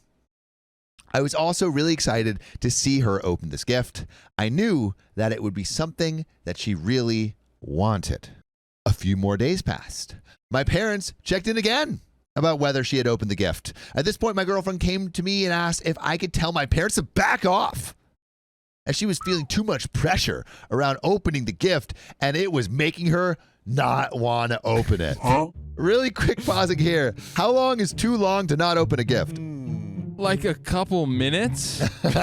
Aren't you curious to what is inside? I don't get I that. don't get this at all. I don't understand myself. I could see how someone would be uncomfortable, maybe if it's a spectacle or whatever, in front of other people. But after, and he's like, hey, this is something I know you really want. You'd be like, oh, I want to receive the thing. Also, honestly, red flag. If you feel too much pressure to open up a present within a couple day time period when you are alone, I don't know if you can deal with the pressures of life together. Honestly, I concur. I feel like not a resilient person. I'll stand with you on that. Yeah, maybe that is stand too with you on that. judgmental. But then again, Could be. that is a little bit of this show. That is what we do for a living. I admit that I have never really understood this, and I told her that I didn't get why she wouldn't open it. My parents weren't there, and all it would require is a thank you text at the very least to acknowledge it. To me, it was the exact same as our friends leaving the party before opening her gifts. She got really frustrated with me and said, "You just don't get how uncomfortable it makes me." Nice emphasis. Do you, like, if you order a package on Amazon, do you just not open any of them? Like, Jeff, you just don't understand. I think that also the main thing here, in all seriousness, is that like she could have said at least thank you. I don't know if there's something going on. She did here say that's below thank the you surface. when she received the package and said, "I will update you when I've opened it." Then I think it's like, Just lie and just You say, lie. "I love the thing." yeah, it was so great. It was what I wanted. I don't know. Yeah. Actually, no, I don't think you should lie. But Yeah. about a week after the gift arrived, my parents texted me outside of our group chat and asked if she liked the bag. I told them she still had not opened the gift. A week later, Let her go. Let her go. Would you break up, Anthony? I mean, like, where does that come from? Like what deep-seated insecurity is that? Yeah, like you're only making it like you're just not gonna ever open the gift. I guess so. It feels like there's something big that like we're not clued in on here, or OP for that matter. I think therapy. I told them she still had not opened the gift. They asked me if they made her uncomfortable, which I guess the answer would be yes, by just giving her a gift. If they have overstepped in any way or something. They've gotten her gifts before that have never gone over like this. I truly did not understand why she was not opening it. And at this point, I thought it was borderline rude to not open it and acknowledge the gift. So she went out with her friends yesterday evening, and I opened the box for her, displayed the bag on the dresser so the pressure of opening it was removed, and we could just move on. My man is a hero. Gosh dang hero. Taking a bullet. I am going to throw a very quick absolute Hail Mary conspiracy theory. Oh, please do. She's sleeping with his father. And she is like, I need to remove myself from any communication or connection. There, I said it. We'll see if it happens. It's a Hail Mary. A thick, juicy update. So there is enough words in this to maybe have that be true. I really thought I was doing her a favor and ending this awkward situation. Well, when she got home and saw it, she was pissed. She said she had guessed it was the bag she had wanted and felt awkward knowing it was an expensive gift, and she did not feel comfortable opening it up yet. I tried to explain that she was being a bit rude putting it off, but she said it was more rude of me to open it for her. We went to bed shortly after, and she was very short with me in the morning. The bag is still sitting on the dresser where I left it. So, am I the a-hole? We have some relevant comments with some responses from OP, and we have an update. But what do we think? Is OP the a-hole? No. I'm just gonna hop in right here. She thinks her feeling uncomfortable is more important than him feeling uncomfortable with his family. And the embarrassment that he's going through having to tell his parents that she still hasn't opened this gift.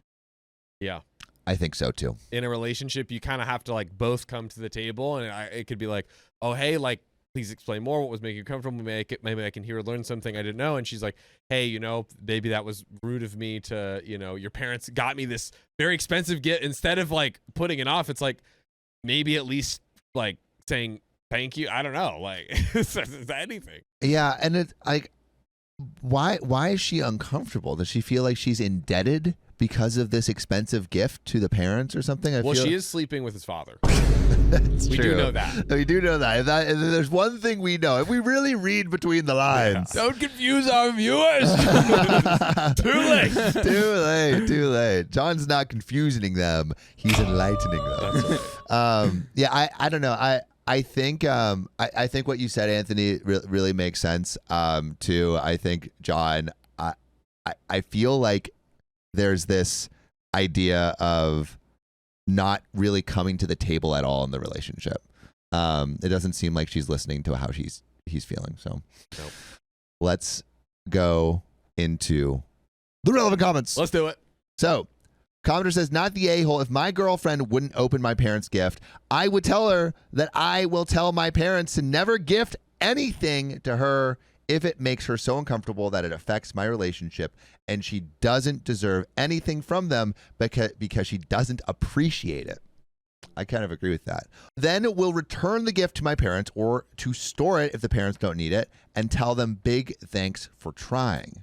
I would also require an explanation for what exactly is happening in my girlfriend's mind and why she felt anxious, so in the future I could protect her mind. Totally. Or if she can't explain it and keeps acting like an ungrateful brat in other instances, then just drop her.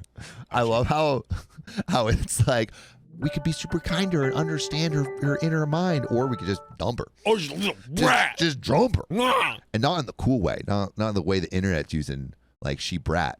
Yeah, not the cool Not brat. the cool brat. The whack brat. The whack brat. I hate people who create problems out of nothing, and this is a problem sucked out of her finger. It's very hard to live with such people, as they will create drama from pretty much everything, which is kind of what we were saying in the beginning. Seems like a red flag kind of human. OP responds, dude, way too much. She's not ungrateful, and she's not a brat. And then commenter says, I put money down that your girlfriend has some kind of untreated OCD. And OP responds, you're not the first person to have said this. A few of our mutual friends have commented on some of her tendencies common with OCD. Could you elaborate? Don't think either of us would have associated it with our perception of OCD. And commenter responded, has your relationship been good recently? Or any fights or perceived slights? I'm wondering if maybe she felt it was wrong to accept a gift from them because of something related to your relationship. Small things like this often go a bit deeper than you would expect. Like maybe doing your dad. OP responds, downvoted. A few comments have suggested this, but with full sincerity, our relationship is great. We are very in love. Clearly, I blundered here, but I don't think she was avoiding opening it because of a problem with our relationship. There is a big, fat, juicy update the next day. But John, what do you like? Do you agree with what OP's saying here? Is like she was avoiding, like he's like, oh no, there's not a problem with our relationship. Yeah, I think, look, maybe, I think it is possible it's not a problem with the relationship, but I don't know what that commenter's relationship with OCD or what they know is, but is there potentially something here that perhaps she is even unaware of? And like, I feel like OP going, that one commenter put it perfectly. I want to understand to know how to protect you in the future. Yeah. I think that is like, hey, like, please, I honestly don't understand yet. Please help me understand. And maybe there's something deeper and maybe some way I can help more to avoid this in the future. But I think the idea that there like isn't anything wrong is I think that's gonna make more problems like this coming out. Yeah, I think you got to understand, like you said, you got to understand the mind. Yeah, I think it's like, hey, fair enough to not like try to pin the issue on any one person, but it's like, hey, there seems to be an issue here. Yeah, and let's try to solve it. That's deeper than the surface. I think it's just a form of procrastination. It's like having to do with the reactions thing at the birthday party. She doesn't want to feel pressure to react a certain way to somebody giving her a gift. Yeah. And I think she's sort of fearing what reaction she'll have to give for this gift. And so she's just kind of putting it off. Maybe when because really the gift is so big, she has to like, she's feeling like, oh, I have to give a big reaction. And like, that's so much pressure to give the reaction I feel is warranted of such an expensive gift. But I do think that's something that just needs to be worked on. And the reaction of, I can't believe you opened the gift isn't very justified. Because like from his perspective, she's never going to open the gift. Yeah. At this rate, it's been a week. Yeah. And so what else are you going to do? It's that effect of like, you'll go out of your apartment down the street to the pizza shop to get a slice of pizza, but just bringing your recycling, outside your door is like, oh, it's too much. Right? Yeah. There's like a mental thing there where you kind of like mental build it block up bigger in our heads. I could totally see that. Yeah. But there is a update. Also really quick with what Reddit says. Reddit says everyone's the a-hole here. Everyone sucks here. So ESH. Update. I wasn't planning on updating, but there were some things in the comments I wanted to address. Most importantly, my girlfriend and I are still together, which is, I guess, good. Hey, we made it 24 hours. Not once.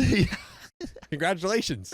Not once did it cross my mind she was avoiding the gift because she wanted to break up with me. We've been together for 3 years and are in a loving relationship. Dang. Reddit was like, dude, she's going to break up with you, which is honestly something I didn't even think about, and it kind of makes sense. Wow. What makes sense, to break up with her? No, like, all right, if she was planning on breaking up with him and she got a super expensive gift from the parents, then it would be like, I don't want to open this up because I'm going to break up with you in a bit. Which totally, that I didn't totally even make sense. think about that. Damn, Reddit got us on Reddit that one. got us. Reddit won us 0.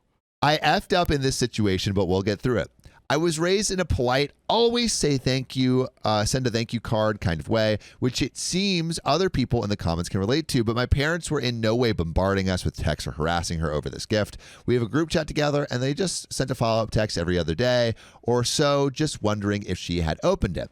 They are definitely nosy Midwestern parents, but we both know they were not coming from a place of negativity or blame or in any way trying to pressure her into something. They were genuinely excited to have been able to provide this gift for her. They have a great relationship.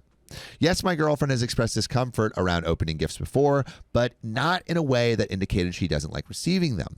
She told me she just hates the pressure of reacting a certain way in front of people and also thinks it can be awkward for other gift givers. Usually, if someone gifts her something, she opens it as soon as she is in private. On her birthday, I left her a gift by the bed and went to get breakfast. When I came back, she had opened it and was happy with it. That's why I was so confused as to why she has not opened this gift. As effed up as it sounds, I really did think I was helping by opening the gift. Comments have helped me realize where I went wrong, but I never had the intention of manipulating her or coercing her or controlling her. Dang, Reddit. I admit that I let my own desire to see her joy at the gift overshadow the true intention. When we returned home from work yesterday, we sat down together to work it all out. Good communication. Starting with me apologizing for ruining her gift.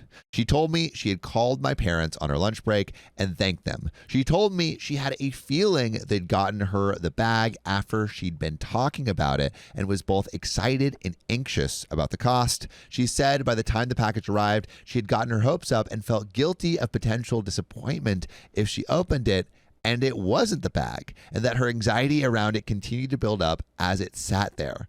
Wow, that is an interesting case of anxiety where it's like, I want this to be what it is, and it is what it is, but if it's not what it is, I'm going to be sad that it's not what it is. Schrodinger's bag. I was literally going to say that, yeah.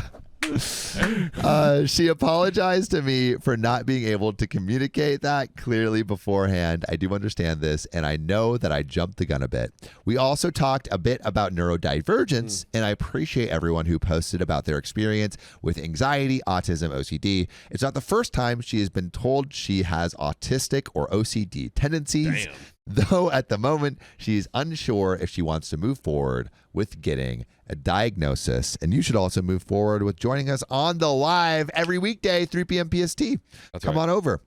But that is where it ends. Wow. Okay. Kind of. Is this resolved? This feels on the on the way to getting resolved. I think what we've discovered, and maybe what OP knows, is probably a lot of anxiety that she's dealing with and potentially OCD, or it seems like more OCD than autistic tendencies, but definitely maybe at least anxiety. And maybe now she can go to a bit of therapy, as Chris Tinfoil hat. She needs quite a bit of therapy. It seems like it was possibly a little sprinkling of like everything we said. It's like the anxiety and pressure of like of the gift and the procrastination. Maybe there's some neurodivergent things going on. Yeah. Okay. But at least they got to a place where they were communicating, which I am hyped about. Yes. Which I'm hyped about. It seems like they have communicated, and it's like maybe she might investigate further. So like the communication is like continuing. Yeah. And Cassie F says the only thing that would make the update better would have been telling us she would go to therapy. That'd be good. True. The commitment. The commitment. That's what we need. We need commitment from these people. Commitment, like opening a bag. Like opening a bag. Dude, imagine opening a bag. Like whenever I get an Amazon package, I'm just so excited. Oh, immediately. Feels like Christmas. I went clothes shopping this weekend, as we just talked about previously. Immediately changed it to the clothes. Yeah. There's no waiting. I don't want to wait. I got a toy. I want to play with it now. Exactly. Dude, My toy, and I want it now. When it was Christmas, I would go down like every couple hours to check if the presents were there. And then I would just kind of like I would, before my parents woke up, I would just shake all of them to see what was inside. It's too good. Yeah, but I couldn't open. I didn't want to open it, but I want to shake them. I want to get a little knowledge of what's inside, you know. But yeah, that is where that story ends. But we got another story for you. Oh, yeah, we do. We got another story. Let's see how low it goes. My boyfriend made fun of my music taste, so I called him out in front of his friends. How so? Let's find out. A little background. We've been going out since high school, and we have a very jokey relationship. Like, your relationship is a joke, or what? Poking fun for the most part isn't out of the question, though. If one of us says we aren't comfortable with one of the jokes, then the other makes an effort not to make it again. For the most part, more context coming. Speaking of context, this comes from May Jailer in Bel Air from the r/OK Storytime subreddit. Drop your stories there. So I've been a bit of an obsessive fan of the music artist since I was 14. No free sponsors. Or for no sponsors, Rana Del Rey. That's a dope name. I have more than one tattoo inspired by this artist and her aesthetic. Wow. Do we have more people with tattoos of us than Lana Del Rey? We only have one OKOP to tattoo. To our knowledge. There could be more. If anyone has one, put it in the tattoo chat in the hobbies section of our Discord. Yes, hop in the Discord. Sound off over there. Or get a new tattoo and make us happy. Yeah. So I have seen her in concert multiple times. I own more merch than I can say and have run several different fan accounts devoting to her during this time. I understand this is weird. I try not to bring it up in everyday conversation because I'm aware it is weird. Most people who know me in passing do not know this about me, and only my best friend and boyfriend know about my fan accounts. I don't think that's too weird, right? Fan accounts? Oh, unless it's Just like like erotic fanfic or something. Yeah, but if you're like a big, I'm a big fan. Yeah, I think that's okay. I think that's okay. It's okay. I am not the person who is annoying in large groups about it anymore. There was a learning curve when I was in high school, but losing friends is a great motivator to fix yourself. Damn, she talked about Lana Del Rey so much that she lost friends over it? Yeah. Whoa, that's tough. Dedication. That is, yeah. That's dedication. My boyfriend has on and off made jokes about that since we got together. Admittedly, whenever I bring it up that it makes me feel insecure and unsafe expressing myself around him, he stops for a while. But he always starts up again, and it just bothers me. I can't fully explain it, but it makes me feel like the things that I like are somehow inherently bad, and that he wants me to stop having this interest because he doesn't see value in it. Whoa. That is a pretty deep analysis of it, and there's a potential for it to be right. Oh. You mean people shouldn't be obsessed with Lana Del Rey? I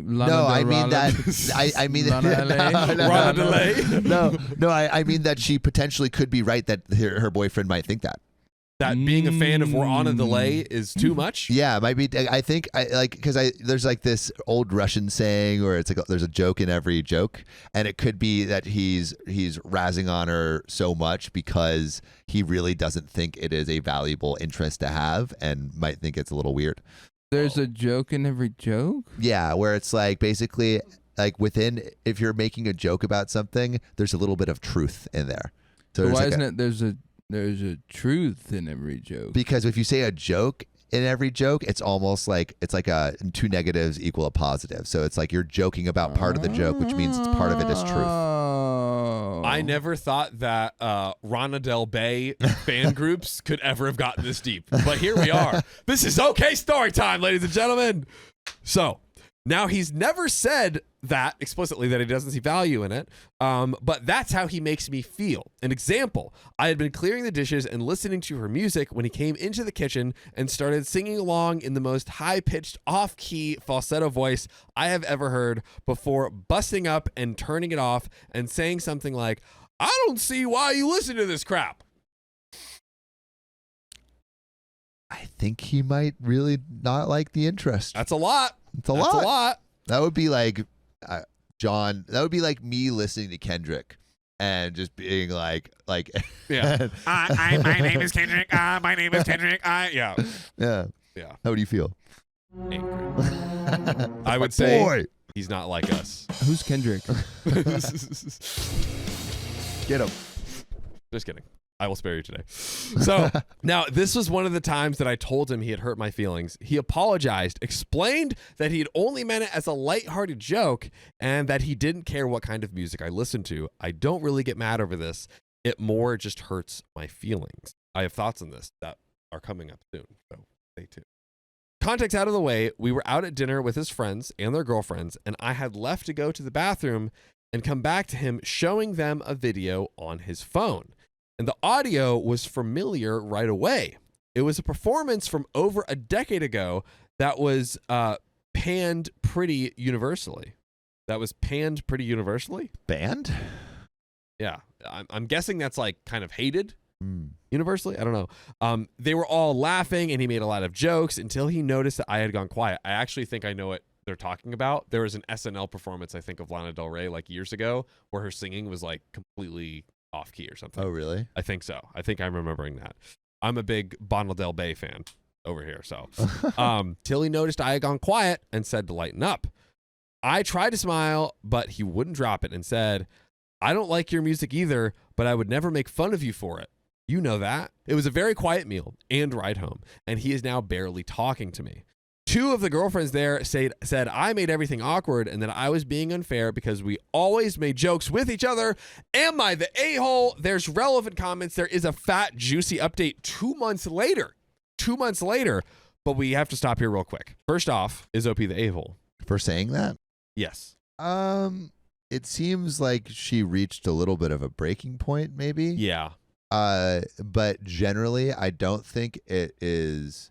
And I understand she reached a breaking point, but generally, the best way to communicate is not in like a public setting out of like a case of anger. Yeah. I think if you feel transgressed, the ideal situation is to talk about it privately. Yeah. There's there was this quote that I heard recently from, I think it was from the show that we went to, the red carpet that wasn't a red carpet. Right. But he was like praise in public, discipline in private. Right. And I kind of mess with that. Kind of a bar. Kind of Yeah. a bar. Yeah. I think that everyone's a little bit the a-hole here because of him constantly ragging her and then her kind of like snapping back that hard, which again, I think she reached a breaking point, but it's like, okay, better do that in private. I have a question for you two. I feel like, and there's got to be some sort of golden rule or something with this. I feel like in every relationship, if it's, you get deep enough, you have years in the game of a relationship, each side will have something where they don't fully understand. Like they're like, okay, maybe I don't think it's that big of a deal, but because I love you and I respect you and I want you to feel valued and have your feelings validated, I am absolutely 1,000% on board with, in this case, not making fun of Lana Del Rey, Yeah. Maybe I don't fully get it. And maybe Opie doesn't fully get it, but like he should still respect his girlfriend's feelings. And also, like, she is such a big fan. Yeah. Right? Like it's Part kind of her of identity. Yeah, exactly. I was about to say that. It's like a core part of her identity. And I think because it's a core part of her identity, it hurts a lot more when he makes fun of it. And I don't know if he is realizing how much that artist means to her. And I think that might be a blind spot on his part. Yeah, I don't think he's behaving necessarily well. I don't think you should make fun of anything that your partner likes in a group setting. Yeah. Like at the expense of your partner. Exactly. It's not like, it's so funny that she has this obsession with Bana Lel Day.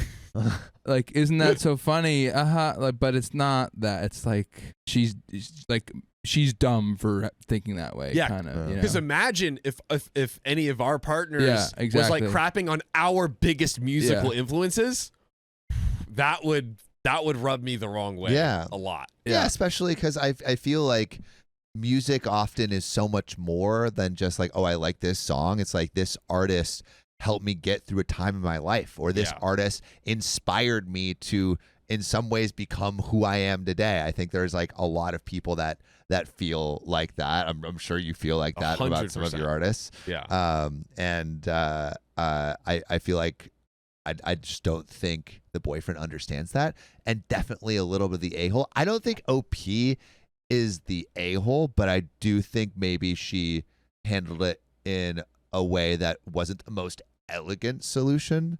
So like tinge of a-hole, but like I think justified a-hole. I think justified in that like he's apparently done this before, and maybe in her mind the only way to get him to stop is to sort of expose it at the source when it's happening, to sort of make him feel that sort of You have to drop the nuke. Because they mentioned that, like, I tell him, and then 2 months later he does it again. Yeah. And so if that just keeps happening, then We have seen that before. Yeah. But there's some relevant comments that might have some relevant context.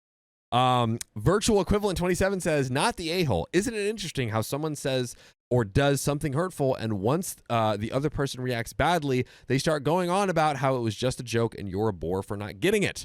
Jokes are supposed to be funny. You told them several. Yeah. So if you're gonna torture someone, at least make it witty. You told him several times you are not comfortable with him poking at your favorite artist, which is understandable. He promises he won't do it anymore, and then he breaks his promise time and time again. He knows how it bothers you, and he just doesn't care. And the fact that you have fan accounts and tattoos inspired by your favorite artist doesn't justify him disrespecting your wishes. And Boeing 36780 says, I read these and do not understand why the OP is with their partner.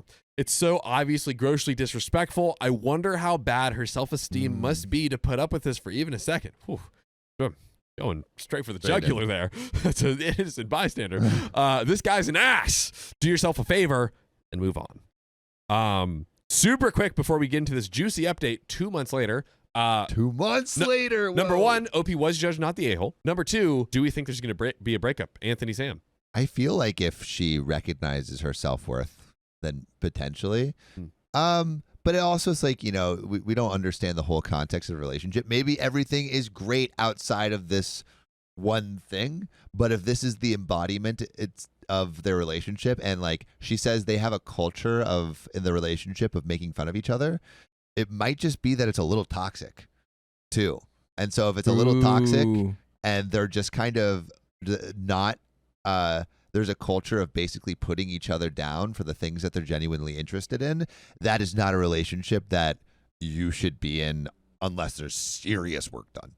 Sir Anthony. I want to know if these people are actually funny, because they're saying they're joking around, but like a good joke almost never like hurts any specific person's like feelings. It's like that's not a joke. That's just like you being insecure, like a joke can lift people up, but also sort of nag somebody. Because so if it's done, the presumption is if it's done the right way, everyone's laughing together. Yeah. If everybody's not laughing, then it's not a good joke.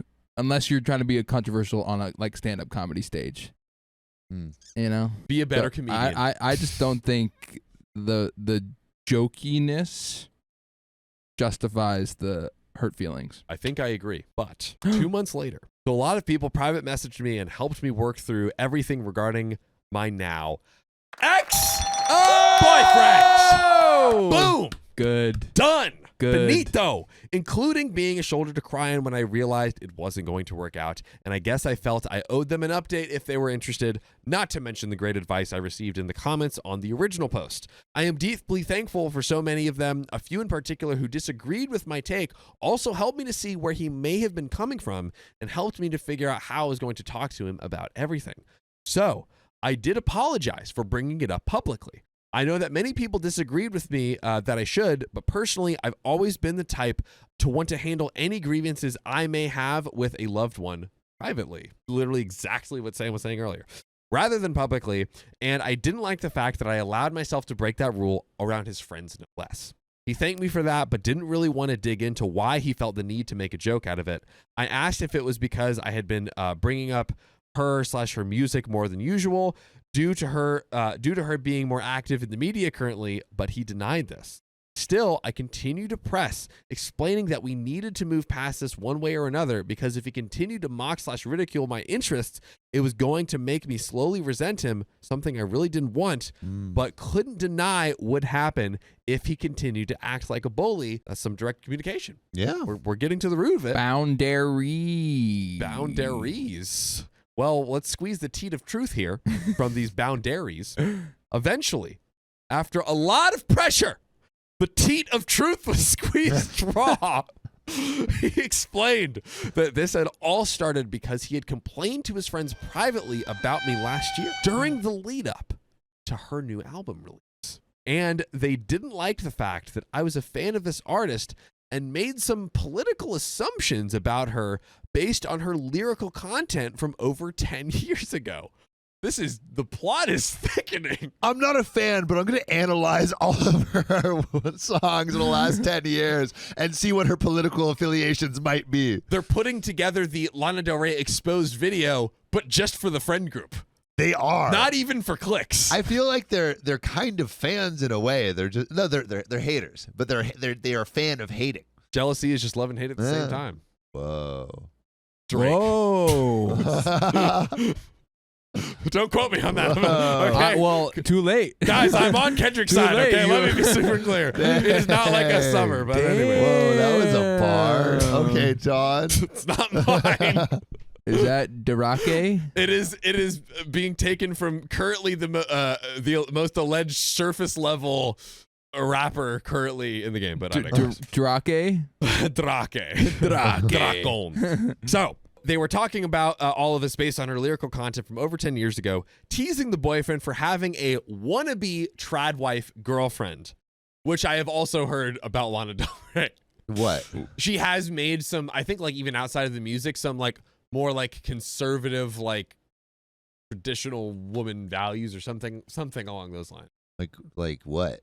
Like in the veins of like, oh, the woman should stay at home and like do that. Not like in her songs? not literally that, but kind of people thought she had that kind of vibe about her. Oh, That's what the people thought. I don't even know what it was about, but I have heard that sentiment Interesting. about her Yeah. music.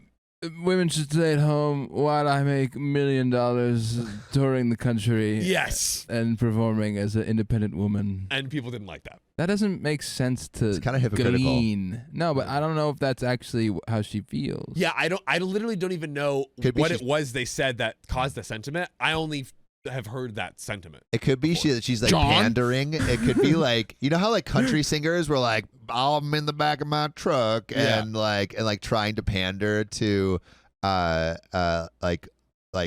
certain demographic that they are not a part of. While they're driving a Lambo. Yeah, while they're driving a Lambo, Yeah. it could be that. It could be just like totally pandering to garner a specific audience. That's true, because I would say her general audience is not that, or at least it's not misalignment traditional. with what people interesting. expect. But I digress. They were teasing my boyfriend for having a wannabe trad wife girlfriend and other things that he was resentful of, including but not limited to asking if I had daddy issues or if I had a history of sleeping with older men. I am heavily sanitizing the language used because some of it, what was said, was disgusting. Honestly, I'm like, cut out the friends. That is a crazy assumption to make. Well, they're her friends, right? Or no, they're his friends, right? Yes. Yeah. Are they her friends too? Not sure. Okay. So basically, it boiled down to him trying to shame me into not liking the artist anymore so he wouldn't have to deal with his friends anymore rather than just shutting them down. Now I feel like we've finally arrived at the truth, which is whack. But I couldn't be in a relationship like that. I just couldn't. The fact that every time I had felt awful about myself and my interests for the past year and just thought I was being oversensitive to a joke, it was actually the point to make me feel bad. It destroyed any hope I had for the relationship. I won't lie, I've been pretty heartbroken. The breakup was shortly after the first post, and I've just gotten around to updating. So yeah, no big blowout with dramatics, no secret affair or anything. Just a man trying to make me feel small because he didn't know how to tell his friends to piss off. Boring, but depressing. Oh, AF. I'm sorry, OP. That sucks. But also good, Good for you. because you need to leave this guy. Good for you. Yeah, I think that was the move. The truth was exposed. And good on OP for continuing to drive down communication lane until she arrived at her destination. Like, again, probably in writing this out, she realized how bad it was. Like, I love that's kind of like what it takes to recognize you're in a bad situation. Yes. And then the people's comments spurred her to have the conversation. It's and cool. that's what finally I love it. unlocked I love the it. truth. I just proposed to my girlfriend of 4 years. She said no because it wasn't a surprise. Do better. She said, take it back. Let's run it again in a couple months. So I'll start by saying I love my girlfriend a lot, and she is definitely high maintenance. We've been talking about getting married for a couple years now, but I wanted to wait until I knew a wedding was something that we could afford. I finally got a promotion and she found stable employment. So I went out and I bought a ring. By the way, this comes from Dover Callis from the r/Best of Reddit Updates subreddit. So we went on a vacation last week. The whole trip was very romantic and I proposed to her on the beach which is what I thought exactly was what she wanted. Thought it was gonna be beautiful, right, Sophia? Well, turns out she expected it all along because the trip was so romantic. So she said no. Oh my God, don't marry this person. I'm sorry. She was like, it was too romantic. The trip was too good. I expected it because it seemed like something that, a person would like to propose at. Right? Can you just pop out of a dumpster like you're mugging me? She wants me to try again, but wants to make it a surprise this time.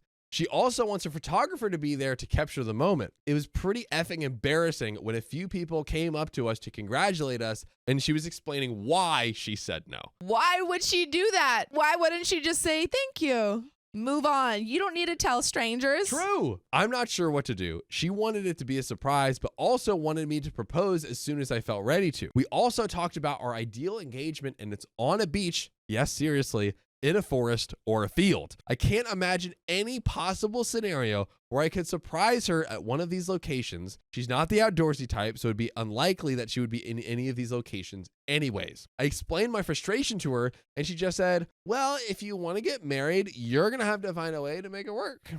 Okay. It just seems so bratty and immature, and I'm not sure how to deal with her now. I'm still really pissed off about it. What should I do about this? Am I wrong to be pissed off? We have relevant comments. OP is replying, and we have an update that might be kind of tragic. I'm not going to lie. But Sophia, Yes. what do we do here? I honestly think we rethink marrying this woman. Yes. If this is her attitude about you doing something like very sweet, proposing at a beach because you thought that's what she wanted, and then she has the audacity to say, oh, it wasn't surprising enough, I think you should expect an engagement a little bit. Yes. Just a little bit. Yes, you should in that you plan it. I think it's because it's most of the times today, it's okay, we talk about okay, are we good being married? And then just the day and the exact setting of the engagement is a surprise, right? Exactly. Which is great because both people can be on the same page. So you're not ambushing someone. I also think most times a lot of in these proposal situations, a lot of the people that are getting proposed to kind of expect it. Yes. They're like, oh, he told me to dress nice, or they told me to wear something special and that we're going to a pretty place, blah, blah, blah. And she probably didn't know it was going to happen at that, she's just a guest. So I feel like what I would do, and I'm curious on your thoughts on this, is first go to her without saying oh, I'm going to leave or anything like that, and be like, hey, I felt really disrespected. I felt really disrespected, and try one more time and see if her response changes, and really just be like, listen, I really, really want you to, understand just what I'm feeling about it. I agree. And if she still is having the same response, we'll just find a way to do it better. Then I'm definitely the marriage is off until further notice. Maybe the relationship. I agree. I don't know. But I agree. Also, you know what? You don't need a photographer to be there in the moment. You can do an engagement shoot. A engagement shoot.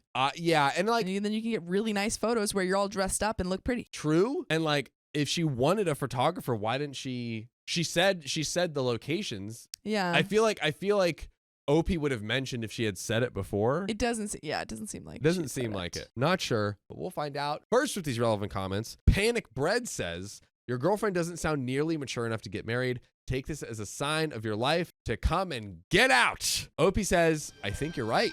Whoa. I had been trying to justify it for her, but judging by the overwhelming response, I should probably break it off. Dobby Chief says, ask your friends their truthful opinion on her and make sure to let them know that they won't get any backlash for saying something bad. They know better than us. That'd be so funny. Opie's like, I've called you all here today to discuss what you guys think of my girlfriend. To be honest. Blue skies. There's no wrong answer here. What do we think? Opie says, my friends can't stand her. Uh-oh. There you go. There you go. Brainstorm over. You didn't even need to brainstorm. They hate her. They hate her already. The sky is gray. DRHD says, take the ring back to the jeweler. Does she want an engagement or does she want a marriage? I can totally see Bridezilla growing on her already. Yeah, if this was her reaction to the engagement, how controlling is she going to be with the wedding? I don't even want to imagine that scenario. Opie says, yeah, that's another thing. When we talked about her dream proposal, she was showing me her Pinterest for her dream wedding, and it's full of stuff we won't ever be able to afford. I told her it's unlikely our wedding would be like that, but we could still make it nice, and she said that she would rather wait till we can afford her dream wedding. Okay, I was gonna give her, some credit for like a second there, because I think that, Pinterest boards are for unrealistic weddings. That's what you're supposed to do there. Right. However, for her to be like, we're gonna wait until we can afford this $1 million wedding. And also, like, I think earlier, I don't know, the signs I was getting from her earlier is like propose, and now she's like, wait, I don't know, just all over the Yeah. place. If you had all the money in the world, would you have a giant wedding? Me? Yeah. Heck yeah. See, I don't think I would. Giant, it could be a small amount of people, but giant in the extravagance and Yeah, you would go celebratoriness. full on extravagant. Yeah, but it could be like I feel like I'm kind of indifferent right now in terms of like big or small, but even if I did like small, close family friends, I feel like we just do like ride in on like white horses or something. Yeah, that sounds cool though. Let doves I want to go. have some sort of fantastical wedding. Yeah, like I'm wearing, I don't know, I look like an elf. You know? I'm gonna be honest. I wasn't ready for that. Yeah, like a fantasy wedding. I thought you were saying like fantastic. No, fantastical. There you go. More words I apparently don't know, guys. They all sound the same. Oh, they're so tricky. But 172 says, and by rather wait, I suspect that she means nag you about either getting a better job or taking a loan out to pay for what she wants. Don't do this to yourself, man. To which OP responds, yeah, she told me I could start selling some of the furniture that I make, which is something that I do as a hobby that she now wants me to turn into a second job. Prediction before we get into the update, will they stay together? I don't think so. I think he's already kind of talking about her in a way that's negative, which, is, I think, fair based off her attitude. But I Yes. think when you've gotten to that point where you're telling strangers online that you don't really like your girlfriend, Might be too far gone. might be too far gone.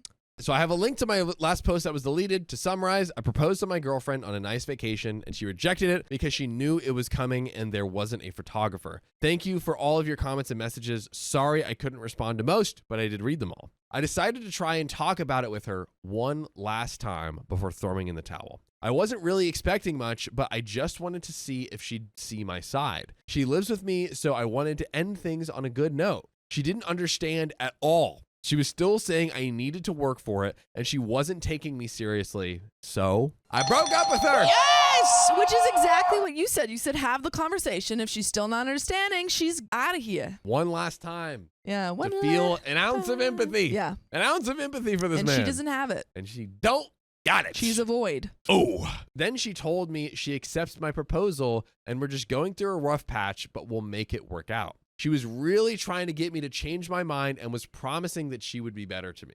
I don't buy it. She completely ignored me every time I told her we're breaking up and was yelling over me about how we were going to work things out now that we're engaged. And eventually I just got tired and went to sleep. No, but the thing is that you're not engaged because you said no. So Dude. that actually is how that works. You have to say yes to be engaged. Wow. Wow. Ay, ay, ay. Oy, oy, oy. I thought everything was perfectly clear that it was over. And she's just like, no, we're engaged. We're talking about it. Okay, we're going to work it out. And he said yes. We'll work it out like after the wedding and stuff. Yeah, just buy it. Hey, give me your credit card. Give it to me. I woke up Saturday to a whole bunch of messages. She found the ring and took a pic of it, announcing our engagement and tagged me on Facebook. That's so embarrassing when for it makes her. it to Facebook.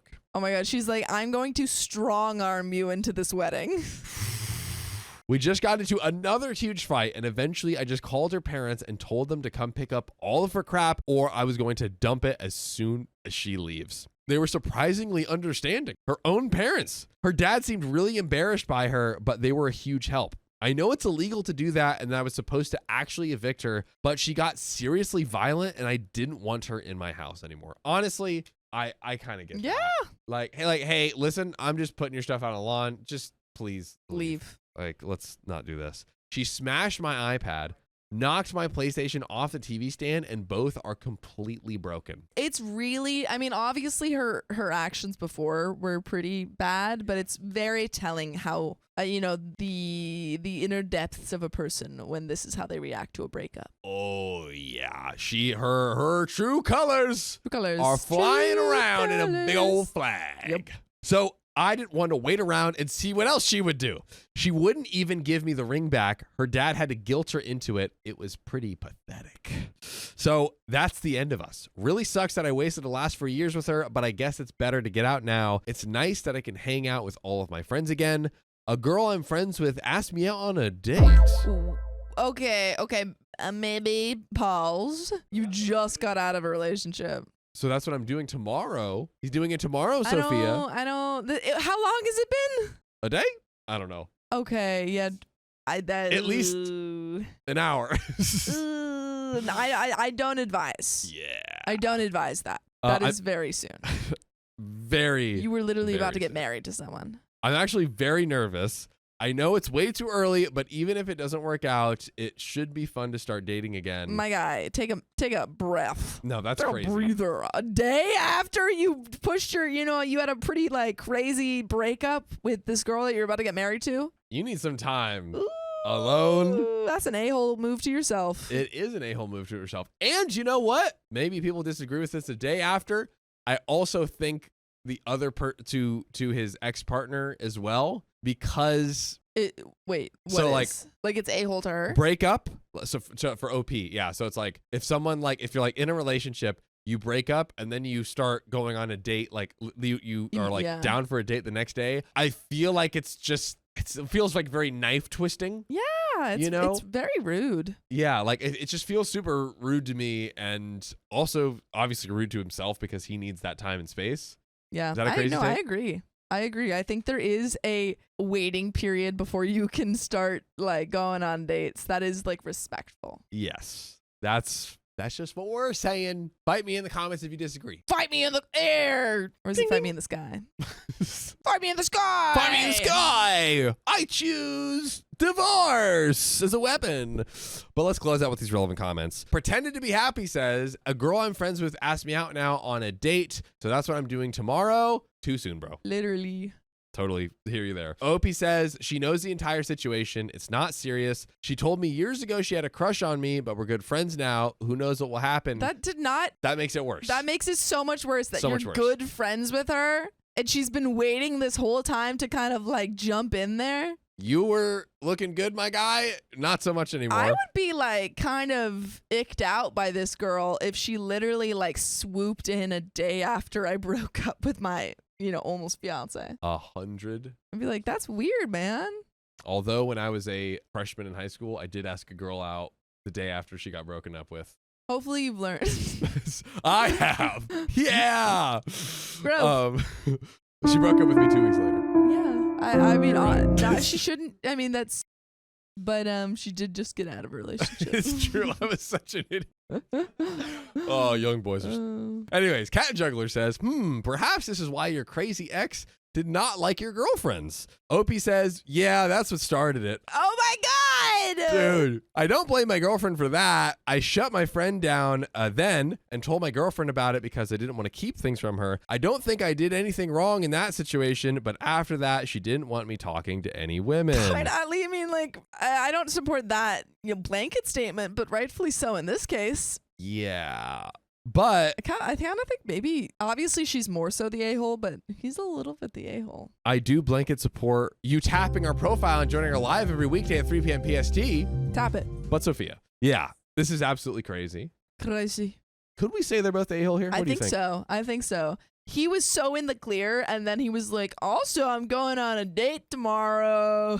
It just feels weird. It's really not a move. I cannot imagine. Like, there's two scenarios. One, he is not over the woman that was almost his fiance, because presumably, I mean, they've been together for 5 years, I believe. I think in a relationship? So let me double check. Maybe myself even before I don't know. Maybe crazy. It's incorrect. We've been talking about getting married for a couple of years now. Girlfriend of 4 years. Okay, girlfriend of 4 years. They've been together for 4 years. Either he is still in love with her because you don't just fall out of love with someone immediately, or he like never really loved her, which is also icky if he was proposing to her. Yeah.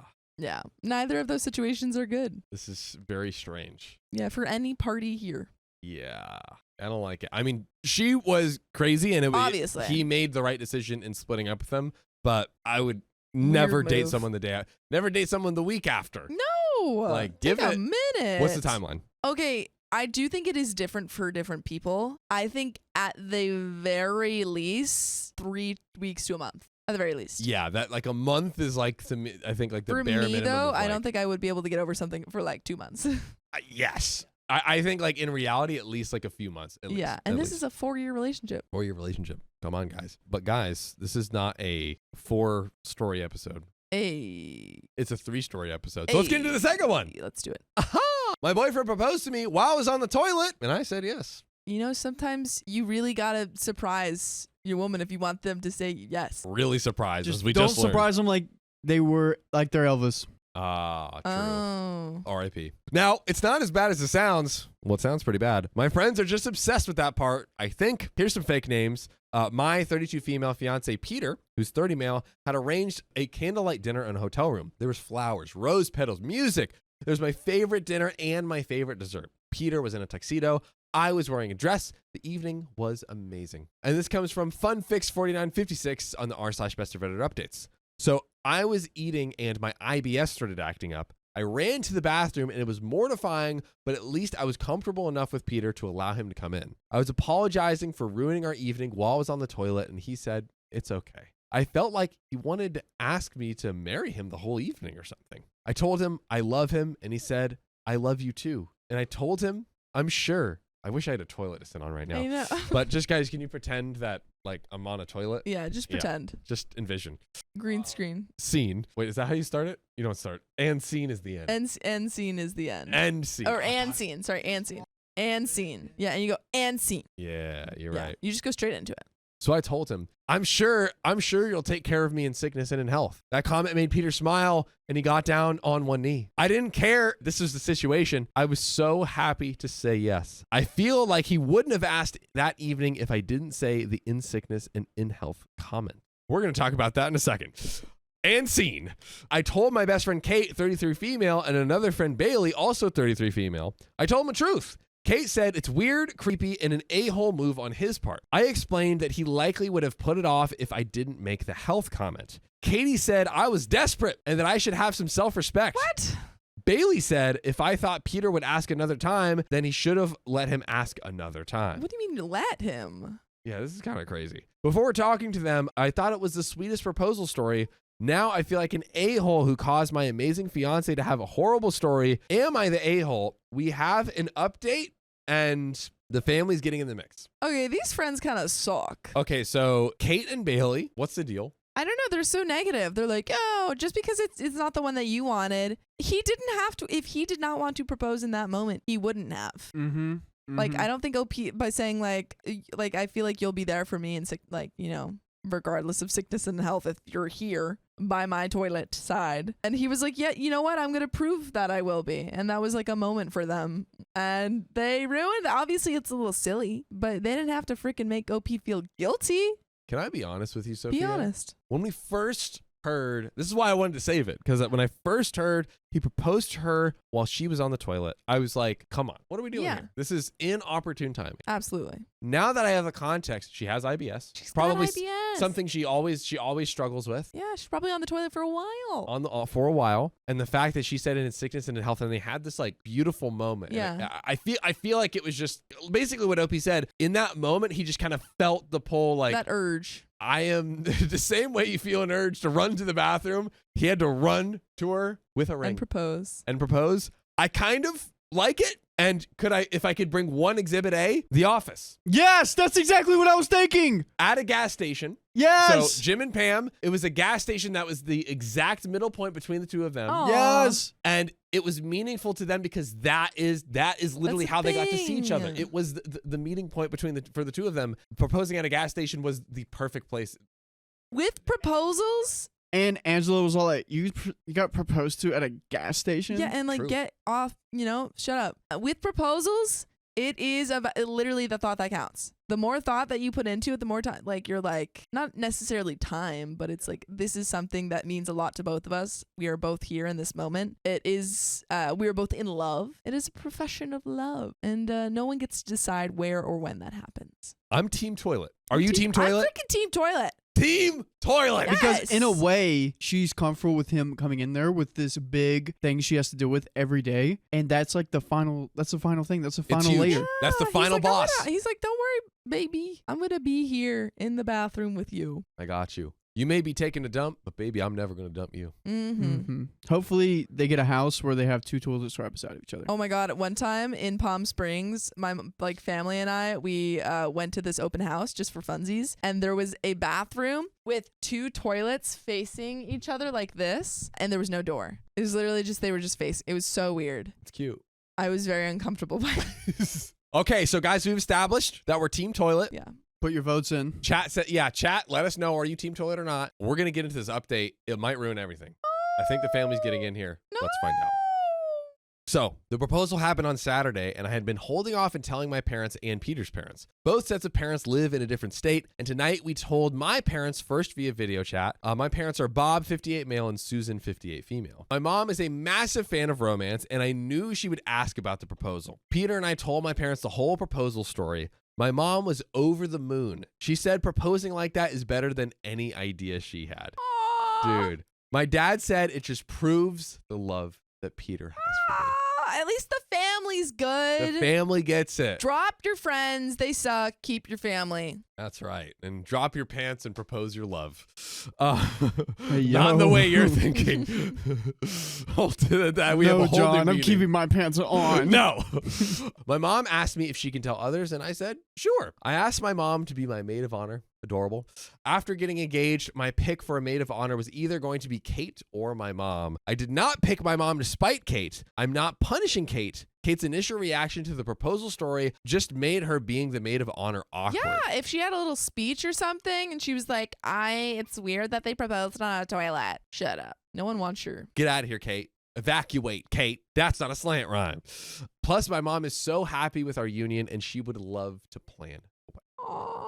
Then we told Peter's parents via video chat. His parents are Chuck, 55 male, and Linda, 59 female. His parents really appreciated the comedy. Chuck thanked us, giving him the gift of telling that amazing story if we're comfortable with that. I told him that we are confused. Linda said she's so happy for us, and Peter told his father that he wants him to be the best man. Love the parents as the... Yeah, this is so sweet. Right. Lastly, we told Peter's sister, Juliana, 27 female via video chat, as she lives in another state. She had her father's sense of humor. All's going well. This is great. Right? By the way, I just saw Peyton's comment. Guys, I want the comment section flooded with toilets. Flooded. Absolutely flooded. Flood the bathroom. Right now, 95% is team toilet on the poll. If you're not team toilet, Who even are you? It's this person, and this is what they say. Zuri Pistachio says, I get sickness and in health, but I'd rather celebrate that moment in health, not in sphincter destruction. and which you is have fair. a right to do that. You have a right to do that. You have a right to do that. But the question here is, for their scenario, given their very unique context, Did both parties like and appreciate the way that they were proposing? Yes. And the answer was yes. The answer is yes. The answer is yes. I hope Katie and Bailey will be bridesmaids. Yes, Kate and Bailey are single. Haters. Yeah, I can tell. Right? Go find you a toilet. I have been best friends with Kate since 6th grade, so this little disagreement won't ruin our friendship. And then further on that update, Kate and Bailey have both agreed to be bridesmaids. All right. When I asked via message, Kate apologized via message and also sent me a video of her apologizing. That's kind of weird, right? Like, It's like one of those FaceTime videos that you can send now. You know what I'm talking about? Like No, if someone misses, so it's kind of like a voicemail, but it's a FaceTime voicemail. right. Hey, Kate, it's like a YouTuber apology video, Yeah, it's but like- for one person. Like, hey, guy, OP. Hey guy. Hey, guy, you know, people learn and people grow. Yeah. I hated toilets, but I made you a love crappy toilets. mistake. I mean, it's nice. I couldn't say the other one. It's like you're a professional podcaster, comedian, or improver, or all of them combined. I know what it was, poopy. Nice one, Riley. Semi-pro. Semi-pro. podcaster. He's getting there. So Kate said she appreciates that I'm still letting her be a key part of the wedding. She said that after several days of thinking about the proposal, she realized how loving it was. She said if I had IBS, she would appreciate a guy who treats her like how Peter treats me. Bailey also apologized via message. Her apology was brief, and she admitted in it that Kate had told her to apologize. Okay. She was like, hello, it's Bailey. Kate told me to do this. I don't even want to be here. Sorry? I guess. There you go. Are you happy? Are you happy now? Kate, is that enough? Like, let's go get some Yeah. tostadas. Kate's next to her is like, apologize. Do it. Say you love the toilets. Oh my gosh. Zari says, did Ice Spice write this? Maybe.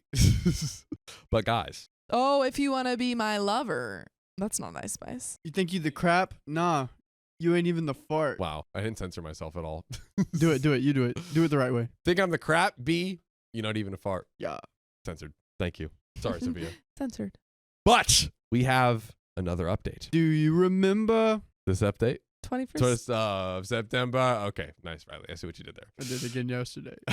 So thank you to all the amazing people who gave me support on my original post. After Kate's apology message and apology video, I messaged back that I forgave her with a link to my original post. She said she really wanted, this is becoming like a YouTuber apology thing without YouTube. She said she really wanted to talk face to face. We went to the gym today, even though I was feeling like I was going to get an IBS flare up. More toilet talk, baby. We talked while we worked out. Kate said that she was upset when she heard about my proposal story and that she didn't understand why she was so upset at the time. She confessed that when she had processed her feelings, she realized it was intense jealousy. Knew it. You know what? At least she's admitting to it. At least she's admitting to it. And she's coming around. She's coming around. I do respect this. This is a good direction. Kate revealed to me for the first time that she was diagnosed with IBS a few months ago. Oh my God, she wants to be proposed to on the toilet. Dude. It's all coming together. Wow. The pieces are adding up. She said that it's been a really scary time for her, especially since she watched me suffer so much from it through all these years. Kate said that she would want that proposal for herself. She said she wishes she could be that comfortable with a man and said that my comments on my original post made her feel hopeful. She said looking up more on IBS online has made her feel hopeful as well. Kate had explicitly asked me to make this update post. She apologized again, and she said that she's glad that my mom is a maid of honor instead of her. That's cute. She said she's happy for me, but also very jealous. Kate says that despite the fact that Bailey had sent an apology message too, Bailey still feels awkward talking to me. Kate said that Bailey will come around, that Bailey's just too embarrassed right now after how she acted. She should be. I guess we'll see. I asked Kate if she looked up how common IBS is, and she looked that up after seeing the comment in my original post. She said she was shocked at how common it actually was, and she said that she was avoiding learning about it as she was scared about what she might find out. I made sure to tell her that a guy has never dumped me over my IBS. She knows that I messed around with an embarrassing amount of guys before meeting Peter. What are you laughing at, Riley? All hot girls have tummy issues. No guy has dumped her over her IBS. She's dumped them. That's good. That's good. I told Kate the reasons those hookups never progressed to anything real was because I was too ashamed to let a guy see the IBS part of my life. I told Kate that the person who told me I was ugly and nasty more than anyone was myself. Wow. No. Kate said she wasn't mentally adjusted to this yet, but she thinks she can. I told her she's my best friend, I love her, and that I will help her through this. I made a joke about poopy girls having to stick together. That made her smile. Great toilet jokes today. After the gym, I rushed home to the toilet to deal with an IBS flare-up that I felt coming. Right back at it. To no one's surprise, Peter took care of me when he came home from work. He even helped me take a bath as I was experiencing so much discomfort. Damn, I would love to take a bath right now. My back hurts. No. Sorry. I rock climb. I'm a rock climber. I'm a rock climber now. Sophia, I climb rocks, Donner. It's my middle name. I want everyone to know Kate has been an amazing friend to me. The disappointment that was at the center of my original post, completely out of character for her. I made that post asking if I was wrong about Kate, as she had always been very reasonable. Even with IBS, I'm happy. I have amazing friends, an amazing family, and obviously an amazing fiance. So if you don't hear much from me on Reddit, don't worry. I'm probably just living an amazing life, even when I'm stuck on the toilet. By the way, if you're stuck on the toilet, you can still join us live every weekday at 3 p.m. PST. Honestly, probably the best use of your time. Probably how most of you are tuning into our lives at all times. Sophia, we have this very short final update. Yep. And then that's it. But this is a few days later. Right now, suffering from one of the worst IBS flare-ups of my life. Plus, I have one whopper of a cold. But I have good news. Both Katie and Bailey have visited me. In the toilet? Maybe another toilet meeting. I would be here for it. Bailey now knows about Kate's IBS from Kate. I was so sick. I was laying in bed when my friends visited, and Peter was there to help me, of course. Bailey actually cried as she gave her first face-to-face apology for her reaction to my proposal story. She apologized to both Peter and I. She even hugged me despite the fact that I have a cold. Peter and I both accepted Bailey's apology, and I told Bailey that she doesn't need to be embarrassed to talk to me. My friends and I talked a little before I needed to go to the bathroom. They wished me well before leaving. Peter took care of me, of course, and I'm glad that I'm on good terms with both of my closest friends. Positive stories. I love it. I absolutely love it. I love it. I love a positive story. Is there anything else we would do differently here? Honestly, no. It seems like everything else, like everything worked out. I don't think you have to get rid of your friends because they've apologized. Friends sometimes make mistakes, but they owned up to it. So I think we're in the clear. I think the way that Kate handled it was a pretty textbook way of handling things. Agreed. Like, she took time. She realized why she was, feeling this way. Her own jealousies, insecurities, and brought that to OP and is like, look, I was jealous. I was insecure. I took all that out on you. I was scared of my own IBS and like what that journey would look like. And by bringing all that stuff to the table and just being honest, it probably helped her so much. Yeah, now she's got a support team for her IBS too. 100%. IBS girlies stick together. IBS too.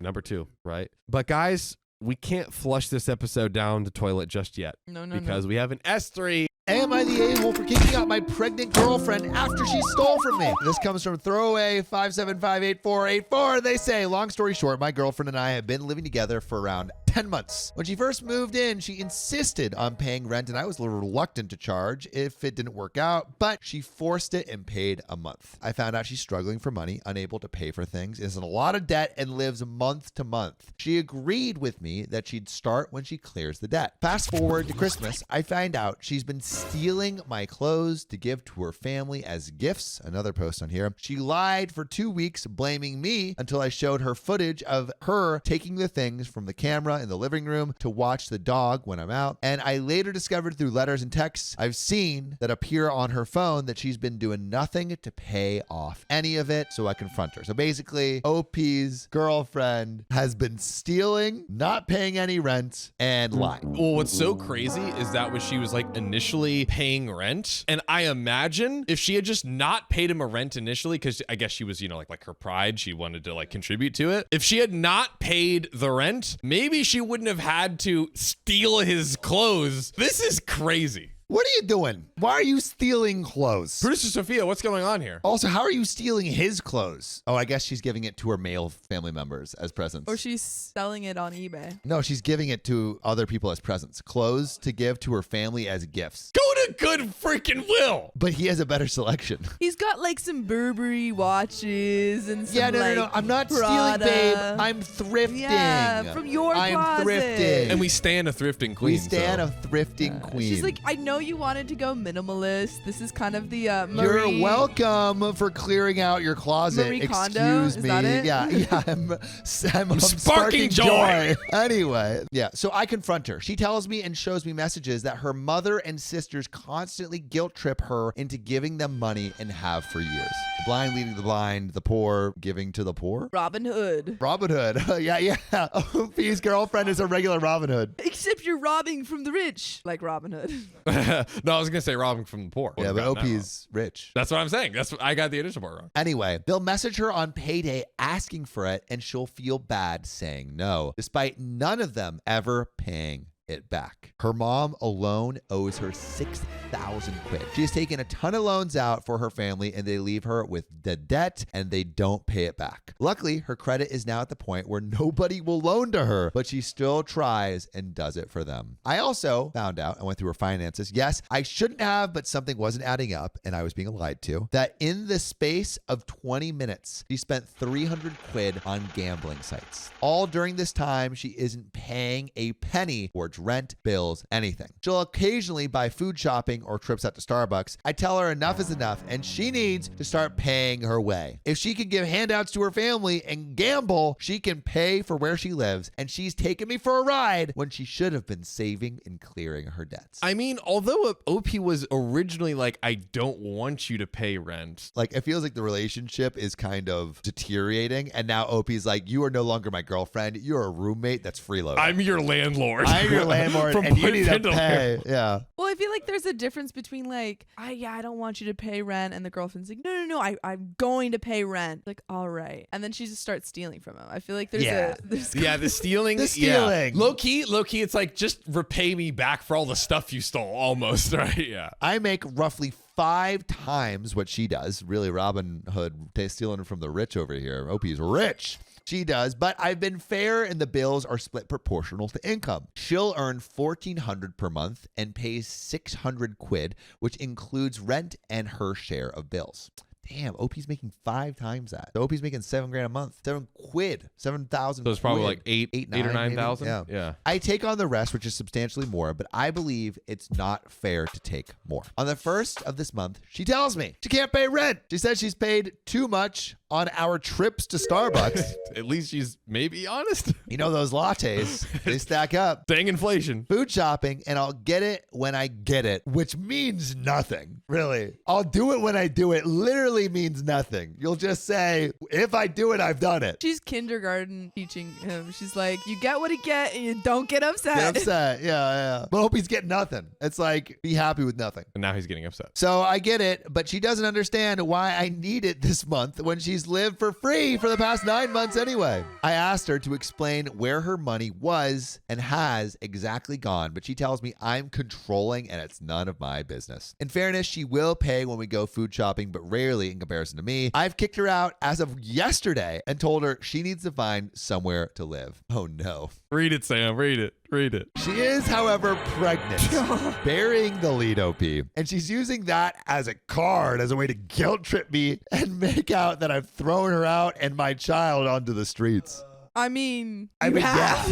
Yes. You didn't say that she was pregnant. Dude. He's like, she won't work, and she keeps telling me she's got my baby. Yeah. She's 9 months pregnant. She allegedly has this child growing inside of her. So she I don't know. I'll says. believe it when I see the kid in my arms. Yeah, exactly. Anyway, wow. In my opinion, she's taking me for a ride and prioritizing her family that is using her over her own family she started. What's the solution here to getting her to see she's not treating me fairly? TLDR, girlfriend hasn't paid rent for 9 months whilst she was supposed to be clearing debts. Instead, she was giving money to her family gambling, and I've thrown her out because she's refusing to pay again. She is pregnant. Okay, so we have some very important information that OP's girlfriend is pregnant. What do you think about OP throwing out his pregnant girlfriend because of everything that's happened? That is too much. Also, But she's stealing. okay, yes, she's stealing, but they have the whole dynamic of what happens when this child comes onto this earth and what does their relationship look like? And how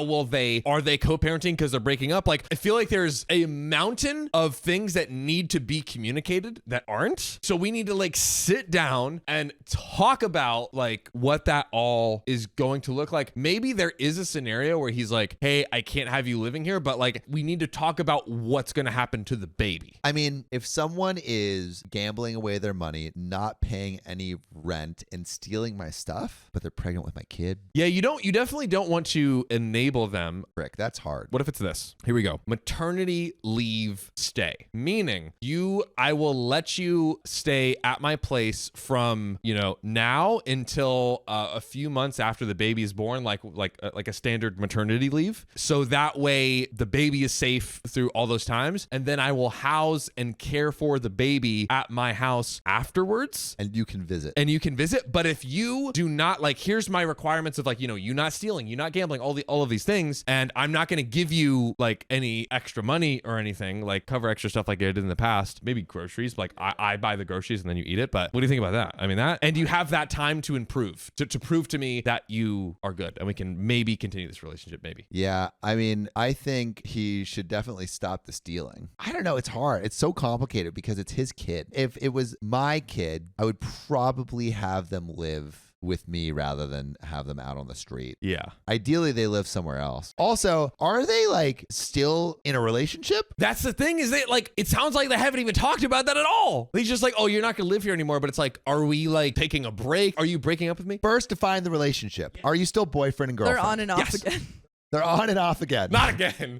All right. Define the relationship. Yes. Priority 1. 2, no tolerance for stealing. If she steals again, If you steal from me, if you do any of these things once, as soon as your maternity leave period is over, you're gone. And I'm telling you now, so you have, why doesn't she, couldn't she live with her mom or sister? I mean, if they need to steal from OP, like that doesn't sound like a great environment to be. Maybe you could be right, but maybe OP is like, hey, I don't want my baby, pre and post birth to be living in that unstable sounding environment. At least I can like make sure the baby is cared for. And then, a few months after the baby's born, then, you got to figure it out on your own. Now you can go live with them in an unstable environment, but my child is here and safe and well cared for. I feel like that's a pretty, what do you think, Sophia? I feel like it's And I think that makes sense to me. yeah. And that gives her like enough time to like, You're still on the maternity leave residency yeah. And basically if you mess up once, you're out. after the 4 months. Yeah. I think he could also sue for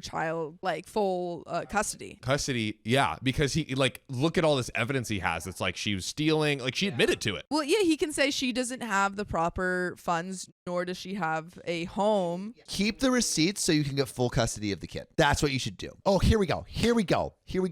You, and this is basically piggybacking off John with extra justification. So maternity leave residency. And during that time, basically use everything crappy that she does, which she's going to do, as evidence to build your case. At 4 months, I think you already know this person isn't going to be good for your kid. Use that to get full custody. So then you're taking care of your kid, you're taking care of her while she's pregnant, and you're building a case for your future to get full custody of your kid. I'm so down with maternity residency. I think it's a great idea. What would you guys do? Put your answers in the comments below. But there is an update. Oh. So, update, March 20th, 2024. I sat her down and gave her an ultimatum early last week. Love an ultimatum. I explained to her that we are a family and became a family when she decided to have a baby with me. I told her if we're going to stay together, okay, I guess OP's staying together with this person, she's going to have to be a lot more open, which I guess means don't lie to me and steal from me. Contribute, which I guess means don't steal. And no more taking on debt she can't afford, which brings it to my door when she can't pay. I also told her I want to see her bank statements because I suspect that she has a gambling problem and is in some serious debt. I just suspected. No, we know. She's lost $300 in debt to gambling, but I just got a hint. In 20 minutes. In 20 20 minutes. minutes? $300 Yeah. bucks in 20 minutes. That's crazy. She's going to be on a winning Yeah, streak. yeah. again. She's gonna Yeah. bounce back on the next Yeah, one. You know yeah, what It's I mean? coming back. It's a rough period. It's a rough You gotta period. lose to win sometimes. Exactly. It's called investing. 90% of gamblers quit right before a big win. Is that true? Bro, you sounded so confident. I mean, if you keep gambling, you're probably going to win at some point. but win more than you lost. Well, no, of course not. But win. One single win. Yeah. And you know what they say? Dude, that is so true. Never give up. Anyway, I suspect she has a gambling problem and some serious debt. She agreed to all of this and is committed to showing me the bank statements when I ask, and says going forward, she'll pay towards bills. I believe she's turned a corner and I've started getting along with her better, and she has moved back in. So one happy family, nothing could go wrong. There's no way this doesn't. Everything's gonna be perfect. Yeah, this is going to suck. Yeah. This is going to suck. As I was sitting next to her phone last night, she went to grab a drink and her phone lit up with a text message. It read, "Loan accepted by X lender. Click here to accept." I immediately called her out and she starts crying, telling me she has no money left again for the month and she's had to resort to payday loans for some money. I tell her she should have come to me, and I told her, I explicitly said no more loans. This is immediately unraveling. Immediately. He's like, these are the rules. Here you go. We can work this out. She's like, for sure. 2 seconds later. Ooh, so I may have taken on a little loan. But Sophia, I feel you're forgetting that no one could have seen this coming. No one could have seen this coming. It was Impossible. out of We the had blue. no indicators. I am shocked. we have no predictive tools. We have no predictive tools. There We was have no golden rules to help foreshadowing us. at all. No, Our no reading foreshadowing. comprehension was It perfect. was 100% 100%. So she also tells me that she won't be able to afford to pay towards bills again. This was the following month after having this conversation. She works full time and brings home around $1,400 to $1,200 a month, depending on hours, but a lot of the time she phones sick, so gets sick pay, which is a lot less. I asked to see her bank statements and she refuses, telling me I'm being controlling. You literally agreed to this. You can't control anything. You have no self-control. Someone needs to help control. OP, honestly, this person just needs to have no control over their finances. Like, this person should give OP control over their finances. Like, no control over OP's own finances. No. OP's girlfriend needs to not control her finances. Oh, yes, 1,000%. But honestly, is this a situation where she just has to go to rock bottom in order to finally... She's clearly not getting the I message. feel like she's at rock bottom though. She's not. She's living in That's a house. true. Not yet. That's true. Financially, she's not rock Wait, bottom. post-maternity leave. You're right. Yeah, she'll be out in the streets. Sadly, that's so sad. That's so sad. But true. Anyway, I asked to see her bank statements and she told me I'm being controlling. I don't need to see them. That's the last straw for me. I'm almost certain she's been giving it away at this point or gambling. I give her a scenario. Your baby is starving and needs food and there's none in the house. Where are you going to go? He's giving her hypotheticals. He's like, okay, imagine your baby starving you on the Deserted streets. island. 3 books. Which books do you bring? She replies, you'll have to pay. That's fine. I'll happily support my son, I tell her, because the mother is clearly a deadbeat. So I asked to see her Facebook Messenger to see if her family has been hitting her up for free money again, and conveniently, all of the family members that borrow from her have the chats cleared. She says she deletes them to be tidy, yet mine's still there. Yeah, the classic, I deleted to be tidy. I told her this isn't going to work, and she tells me I'm a controlling freak. And she agrees. No longer a control freak. You are a controlling freak. Controlling A freak. freak of controlling. And I have not heard from her since. Moral of the story is she's too damaged from her upbringing. I'm guessing that some people you just can't change. She still messages me asking how I am, but I'm just ignoring her except for anything baby related. I need to move on. I know a lot of people question whether she's pregnant, how stupid I was to get her pregnant, I agree, and if it's mine. I've been to every scan, so I know she's pregnant. As for if it's mine, I've never suspected cheating, but she's a serial liar, so I will be forcing a DNA test through the courts. I posted on a couple of different subs to make sure I wasn't getting biased opinions. The above story is 100% true. I wish it wasn't, believe me, but my focus is now getting as far away as possible from her for my own sake. And there is an update. But you can't get that far away because you have a baby with her. Yeah, I mean, I guess it's like it all leads up to the point of the baby actually being delivered. And then it's like, okay, now you can sue for custody rights and all of that stuff and then have a clearer separation, right? Even then, like... You can't do anything until the baby's out. Yeah, you can't really do anything until the baby's So you out. can't keep, I don't know if you can keep her that much as at a distance. I think I would be like, you're staying here, but we're not in a relationship and I'm doing this to care for the baby, and like you can self-destruct your financial life and whatever, and like I'm not gonna involve myself anymore if you're not gonna help yourself, and you can just torpedo your own life. Go ahead, but I'm gonna make sure the baby's okay here and now, and then I'm gonna take care of the baby once. Yeah, which is kind of what he's done, and he's put his foot down, and it seems like she's not going to be on the streets. I don't think. Yeah, it does. Yeah.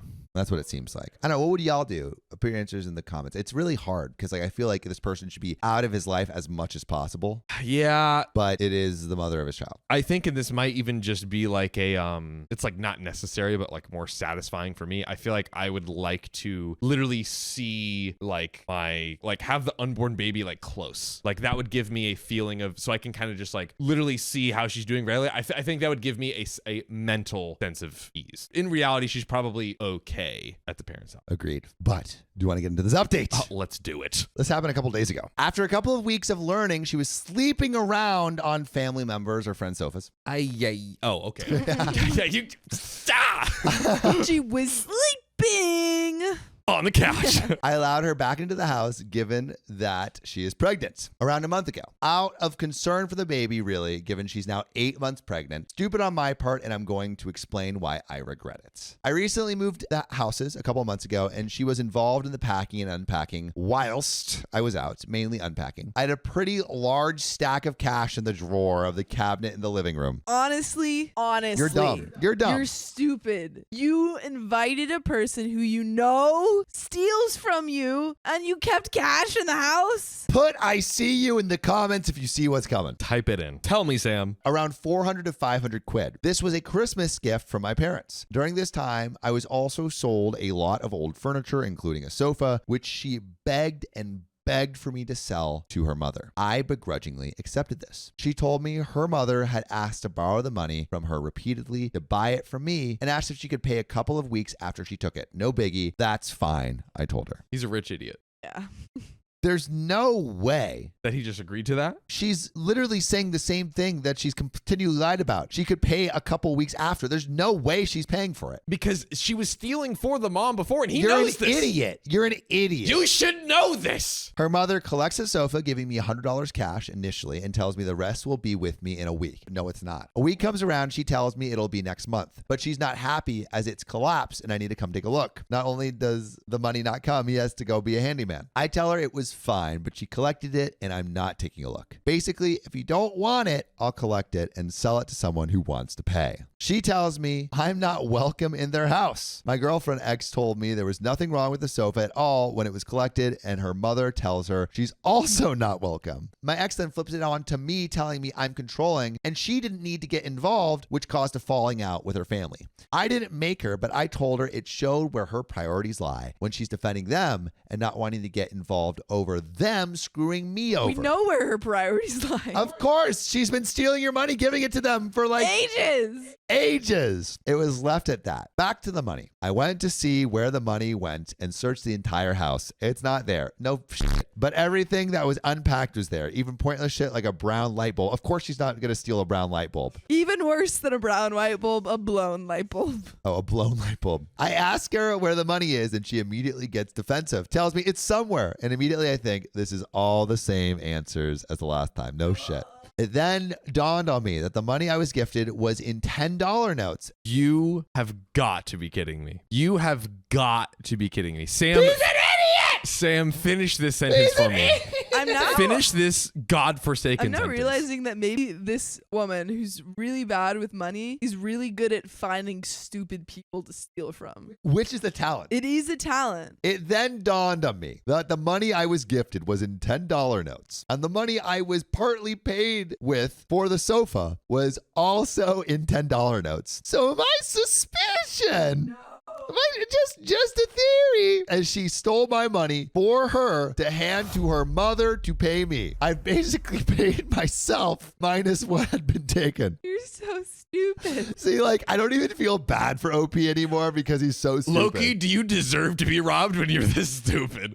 I think the answer is yes. I confronted her and she replied, even if I did admit it to try to sort things out, I don't care about you anymore, so I don't need to. Probably makes sense why she was trying to take a loan out roughly the same time she would have taken the money. So there we have it. I let her stop for a while, and this is where it's landed me. Her stealing again. Whilst I have no solid proof whatsoever, it could only be her. Yes, that took it. And if everything else got unpacked, then she certainly took it. She's now threatening to out me to people for who I really am, a victim of theft, I guess. No, an idiot. And she'll tell everyone how awful I am for not bothering to contact her. I've thrown her back out again for the very last time, and I'm just relieved. Not sad at all. Whilst I still have no proof, her reaction is all the proof I need. Now I'm forcing a DNA test at birth, smart, and will fight to make sure no child of mine is brought up in a family like hers. She is poison. People like her don't change, they just take more. And that is a wrap to this story. I have a conspiracy theory to end this story with. All right, I want to hear a conspiracy theory, but to everyone in the comments, do you think OP is an idiot? One.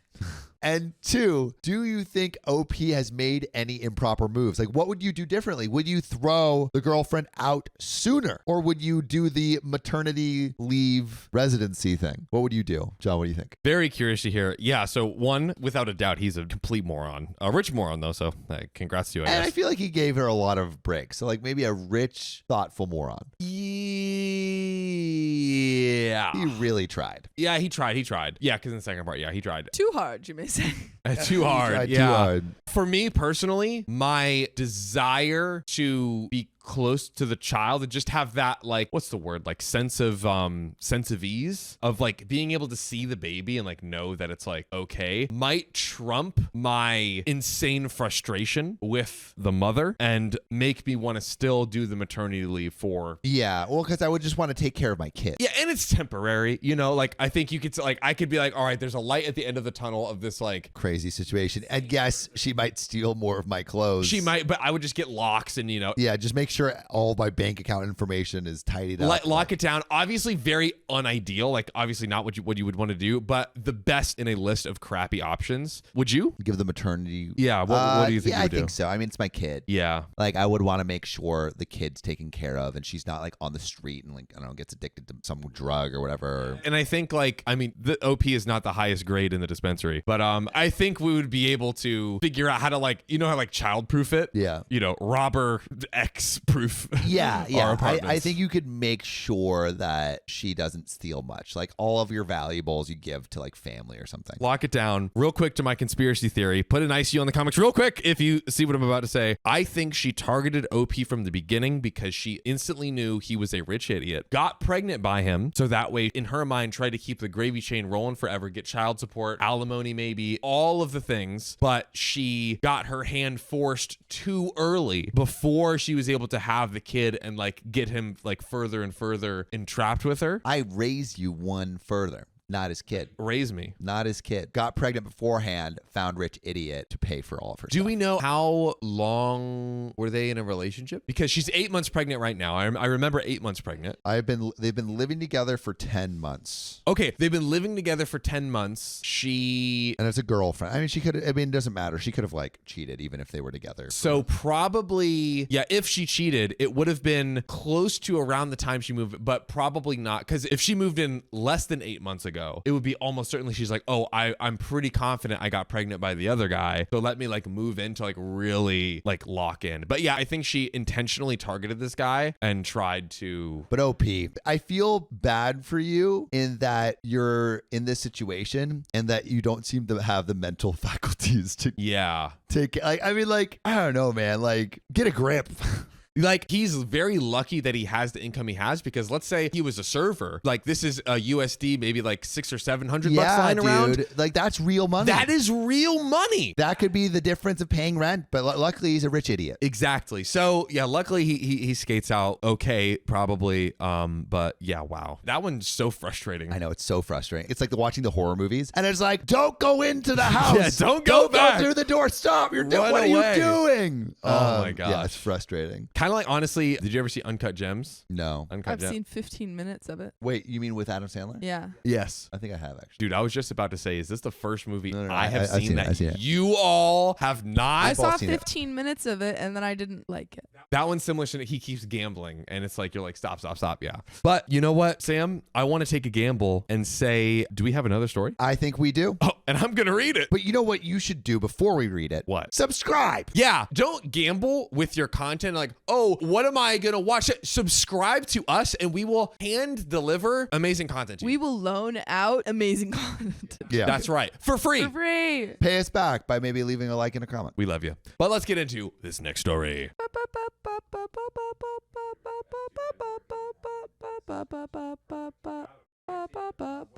Am I the a-hole for leaving after my girlfriend gave birth to our disabled child? Sounds like it.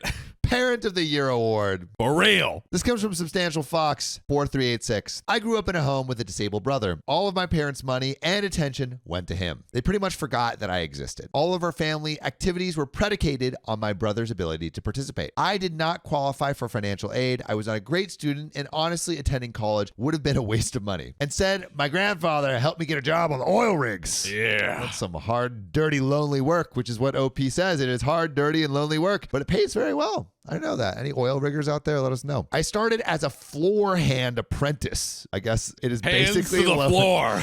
the lowest of the low. Yeah, I guess it's like you are not above the floor. You are the floor. Put your hand on the floor because that's what you are. Yeah. Scum. Floor scum. Dark oil scum. Dark scum. I did not cut off my family, but I did go out of my way to stay in contact. I was working in another state and they did not have time for me anyway. Got a call about 10 years later. My little brother had passed away. I went to the funeral and my folks looked about 25 years older. It was good to see them, but I left pretty quickly afterward. It's hard to explain, but I never really got attached to them since they had ignored me since I was 5. I was never abused or anything. I was just sort of a second thought. Dang. I mean, if OP feels like mistreated in this way, I understand there not being a connection. do we know how old the OP is? OP is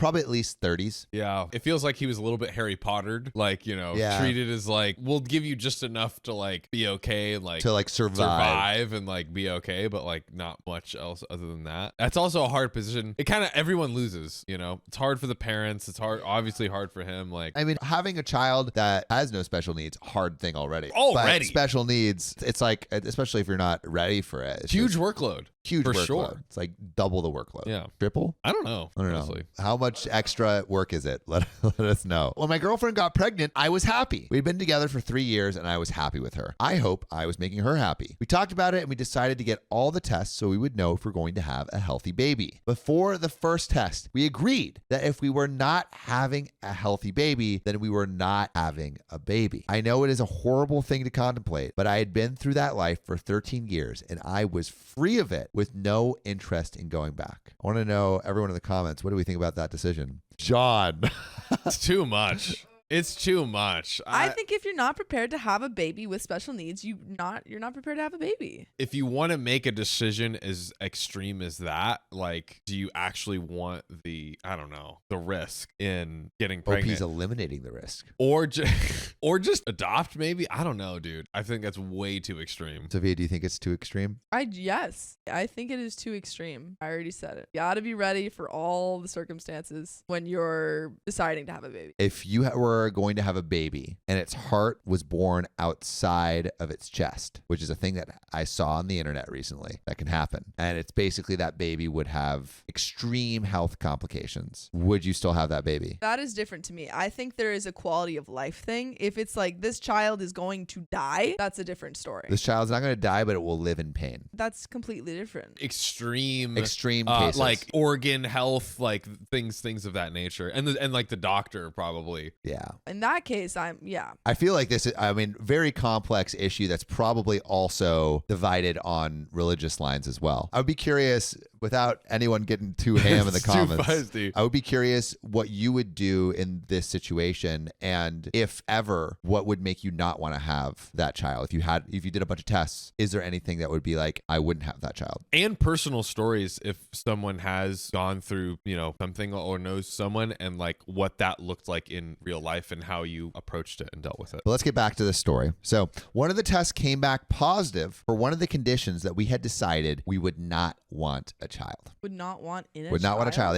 They both decided previously, so that we decided we would not want a child. Please understand that I am not in any way saying that people with disabilities should not be born, only that I knew I would not want to be around for that. We had a second, third, and even fourth option. I spent a lot of my savings on tests that insurance would not cover fully. It was not a great time. Then my girlfriend said that she changed her mind, that she could not terminate. I argued with her for days, weeks, until it was too late. I told her that I would not choose to be around to help with a child, that I would pay child support, but that was it. So they agree that under circumstances beforehand that they would terminate the pregnancy. One of those circumstances comes true. And then with, I imagine, the emotional connection that happens in pregnancy, she changes her mind. Yeah, she wants to keep the baby. What do we think about that? Of course. Like, I feel like in her shoes, like I could come to a similar conclusion. Sure, it's like, oh, this is what, like, actually going through that process is probably like so different than like what you can imagine. And then you like grow this connection. Like, yeah, I want to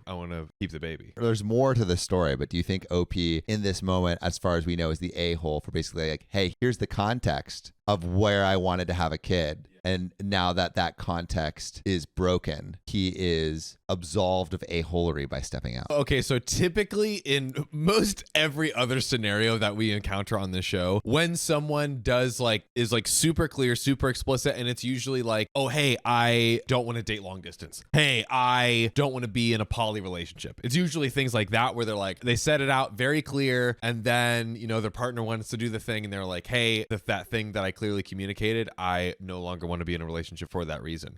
While OP did clearly communicate, and I guess props to him for that, I get better to not communicate. Ultimately, even though it's an impossible scenario, if I have to choose, I think I'll say a-hole. But like the other thing here, the big fat asterisk is like, you do not know. I can sit here in this chair and like judge and give them this decree. You do not freaking know until you are in that moment. So even though I'll say a-hole just to like pick a side, I would say not the a-hole. I can't really judge. I would say not the a-hole just because of how, even though maybe we can say that like those pretenses are so harsh and maybe we wouldn't set those pretenses, because of the life experience that he had and because of how clear he was and because his partner agreed, there was like a kind of like a contract, a relationship contract. And like she has every right to do what she wants, but does she still have the right to OP's involvement other than what is legally responsible for? I feel like maybe less so. Yeah. Also, like it's like child support. I don't know if that's like the legally mandated or like I'm hoping it's like as much as OP can versus what is because like Is legal because we like child looked it support is up and we were pretty- like, child support is somebody pays like $100 a month, And or also something like that. child support for a child with special needs. is Exactly. like you would probably need a lot more. Exactly. This is a tough one. Obviously, we are completely unqualified. A 10 million %. Like yeah. we've never experienced anything like this. So really passing it off to the comments, like I want to know what y'all think because this is above our pay grade. Yeah. And like I said earlier, like I think it's one of those things that like we're here, we read these stories and we give our commentary, but like truly, like unless you're in this have been in this position before, like this feels like an impossible scenario to be in. It's also tough because, as you said, he's gone through it for 14 years.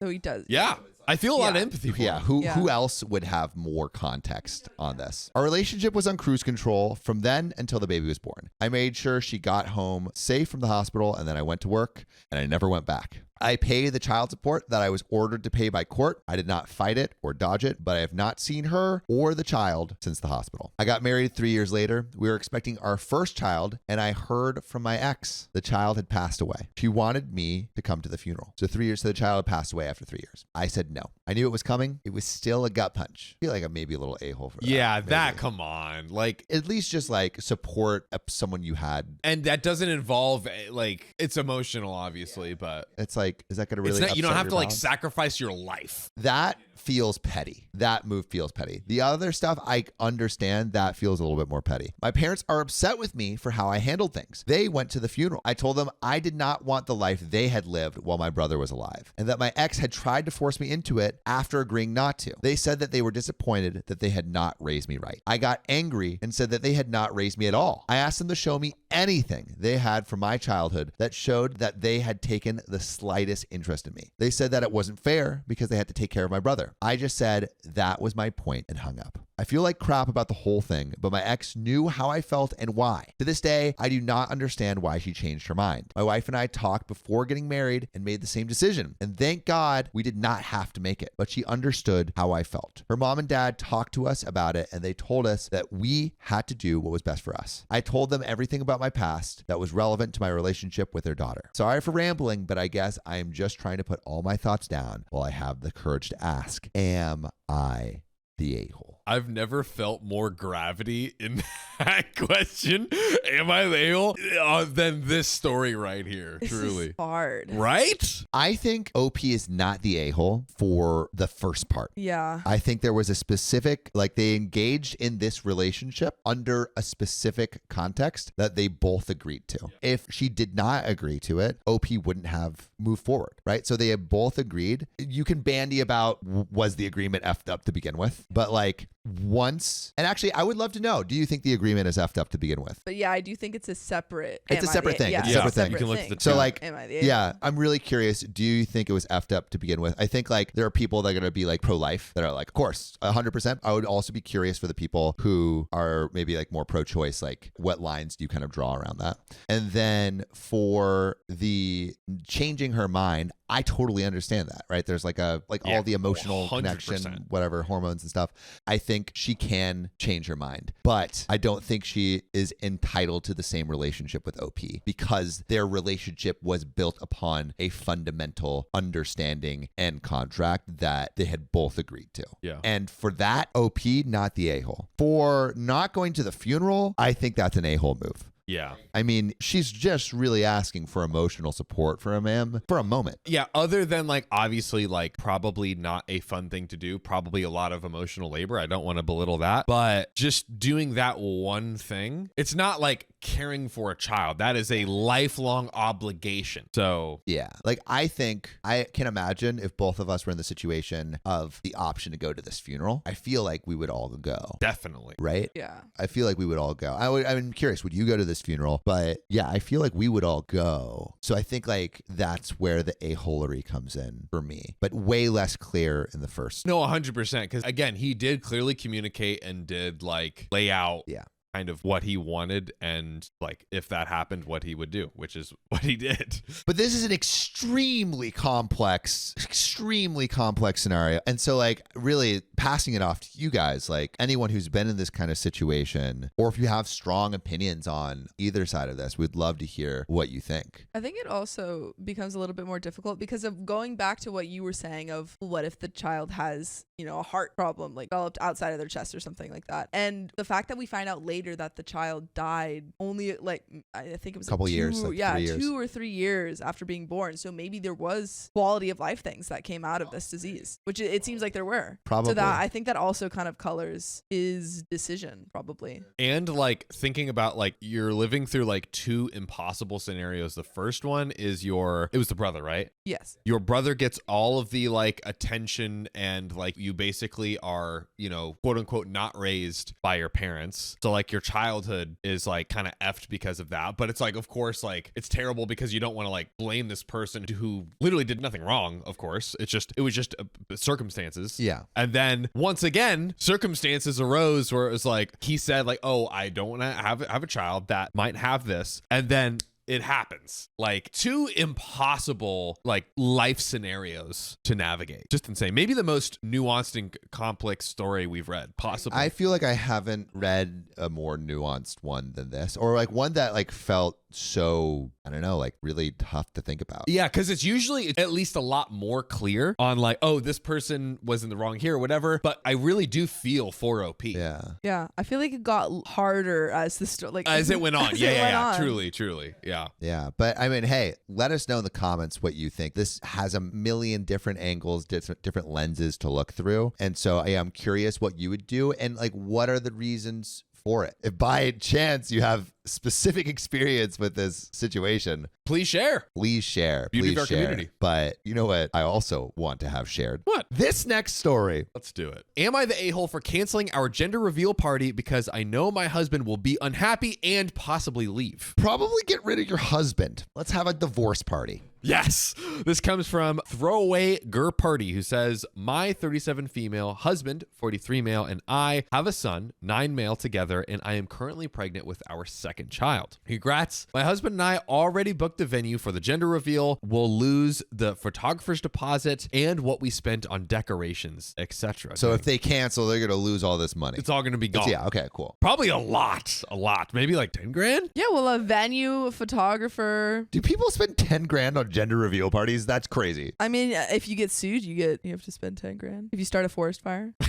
What? Our gender reveal party cheaper than suing for a forest fire. Is it 10 grand if you start a forest fire? No, that was a joke about the gender reveal party that started a forest fire. Yeah, but how much do they have to pay for the I don't forest know. fire? A lot. 10 grand? I don't know. Just threw a number out there. Get your facts and figures Yeah. together, okay, Sophia? know. However, my husband is more concerned about the reputation effect as he grew up affluent, has a very high paying job, and also a stake in the family business. The reputation of throwing a kick-ass party? Is that what he's worried about? Oh, yeah. Or just like of like the gender of the child? Like, I only want male heirs kind of deal. I think the gender of the child. That's crazy. Dude, that is a freaking red flag if I've ever heard one. If it's the gender of the child, divorce this dude. That's crazy. It's a gender reveal party. I feel like he's like, I have a lot riding on this party. You must give me a boy. But maybe it's more like, oh, like I want this party to be swanky and it needs to like adhere to certain dinner party conventions because my hoity-toity family's going to be here. Well, okay, I think we get more context here. However, I can tell, despite us already having a boy who he absolutely adores, they can do no wrong in each other's eyes. My son had every toy, fun activity, best clothes, all gifted by his dad. He desperately wants our second child, who we expect to be our last, to be a boy. Bro, you already got one. You get a full set. Right?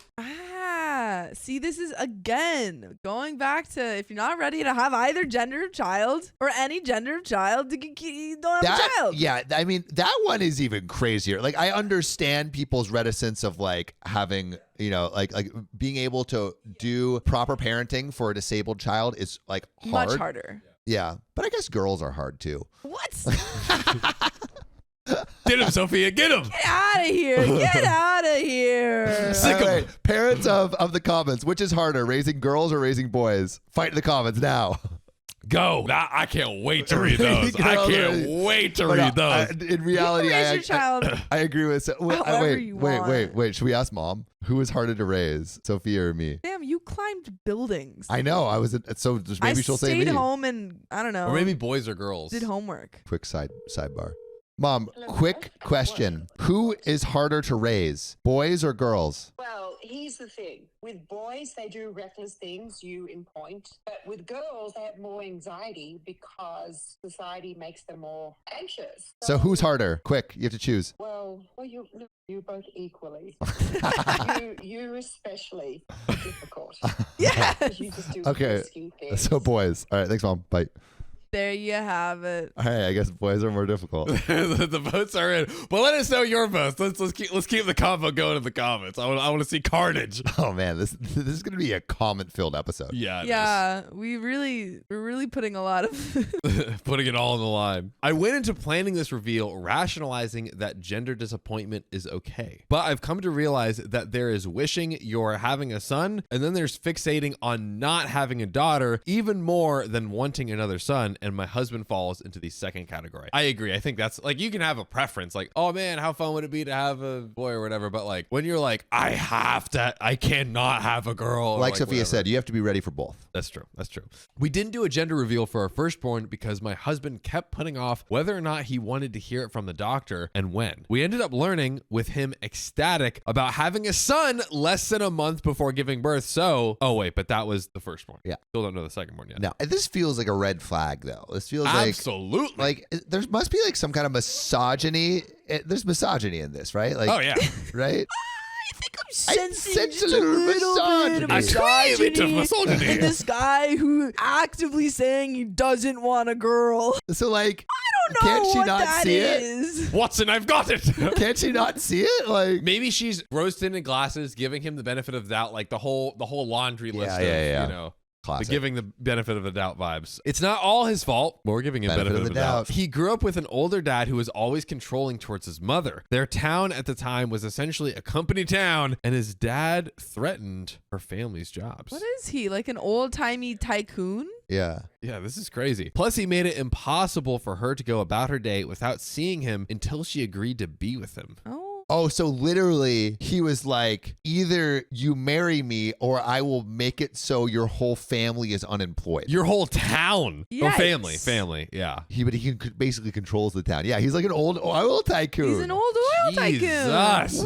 Wild. This is the evil guy that, like, I don't know, falls off a cliff at the end of the movie. Is this not yet another red flag? Like, don't Yes. judge people by their families, but like a little bit. Yes. Unless he's like, oh, here's all the things I never want to become. Yeah, that, exactly. you know? It sounds like he's exactly like his dad. Don't Yes. judge people unless they're exactly like their family. My husband also pursued me pretty aggressively, and we had tension over how I at times felt uneasy around him. Yes, we've been in therapy over this. Bro, this is so You many feel red uneasy flags. around your partner. Bro. That's probably I a feel bad uncomfortable sign. around my husband, the person I'm spending my life with. Our marriage had been strained because I was done with him not understanding why my body was still not 100% 3 months after giving birth. He would counter by saying, I turned down spicy sleep the day after giving birth.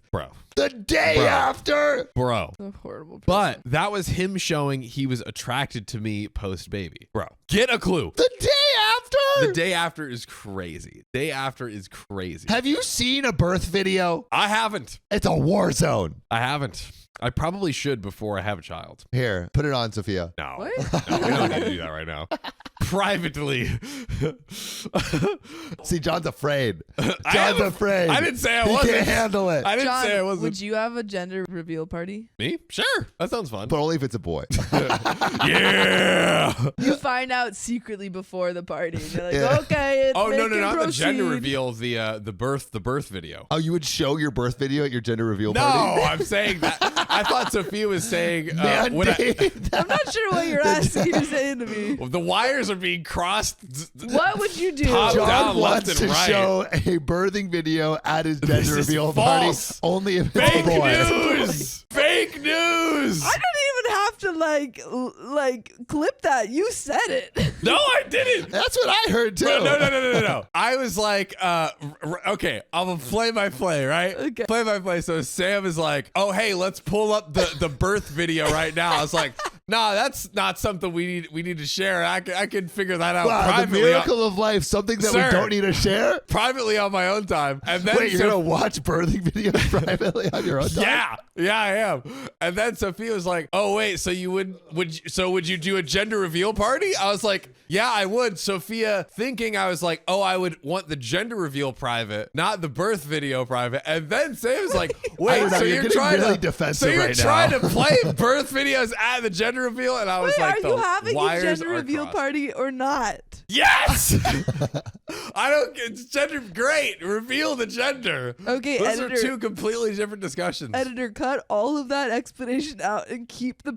part. No, editor, No. keep it all in. Editor, you know I rock with you. Whoever keep you the are, part- we're literally tight. Keep You the know part we're where freaking John fam. says, "I want to show." Editor, have you even talked to Sophia once over Slack? No. You know who you've talked to Editor. me, and we're freaking homies, and you freaking know that. So listen to your boy. We're homies. Boom. There, keep it in. All of it. All of it. Yes, all of it. All of it. So that way the viewers can decide. Viewers, the you know what to do. incriminating Get to bit. comment. Do what you do best. You guys Get in the rock that. comments. But we're Rock going to that get back comment to section. this story. That's right. My God. Okay, so now his demons are back. We got to a point where he said, fine, to me going alone to hear the baby's gender without telling him. Wow. And I found out we're having a girl. Uh-oh. Yep.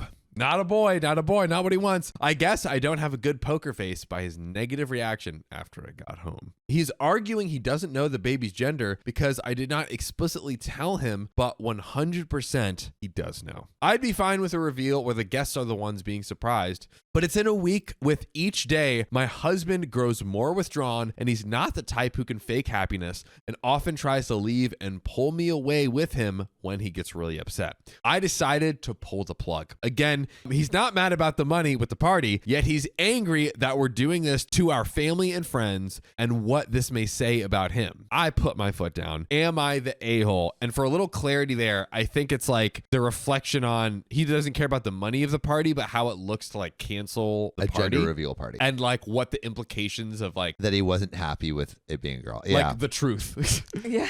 Yeah. The implications are that you suck. Yeah, dude, we had a story like this where it's like, you're making me look so bad in front of my friends Yeah. for saying what actually happened. It's Yeah. like, maybe don't do shitty things Gee. and people won't think bad of you. Like even you are acknowledging in that you are making a-hole decisions. Yeah. So is OP the a-hole? I think no. I don't No. think so. But I think you're ignoring the red flags of this husband that seems to be, and I understand you have a kid together and stuff, but like there's a lot that is wrong here. Yeah, I mean, honestly, because like, and usually we always say like, oh yeah, go to counseling, go find therapy. But they've been in counseling for probably a while. And I think for this reason. For this reason and other reasons that don't seem very resolved. Yeah, I think there's a lot of red flags. I think you're ignoring them. I'm more like, you're not the a-hole, but like, Get out of there, Are you girl. good? but yeah, are you good, bro? Are you good? Like, I feel like, I think this relationship doesn't really feel all that healthy. Yeah, sit down with yourself maybe and be like, do I really? I think there needs to Am be I some being the glass a-hole? breaking. To me,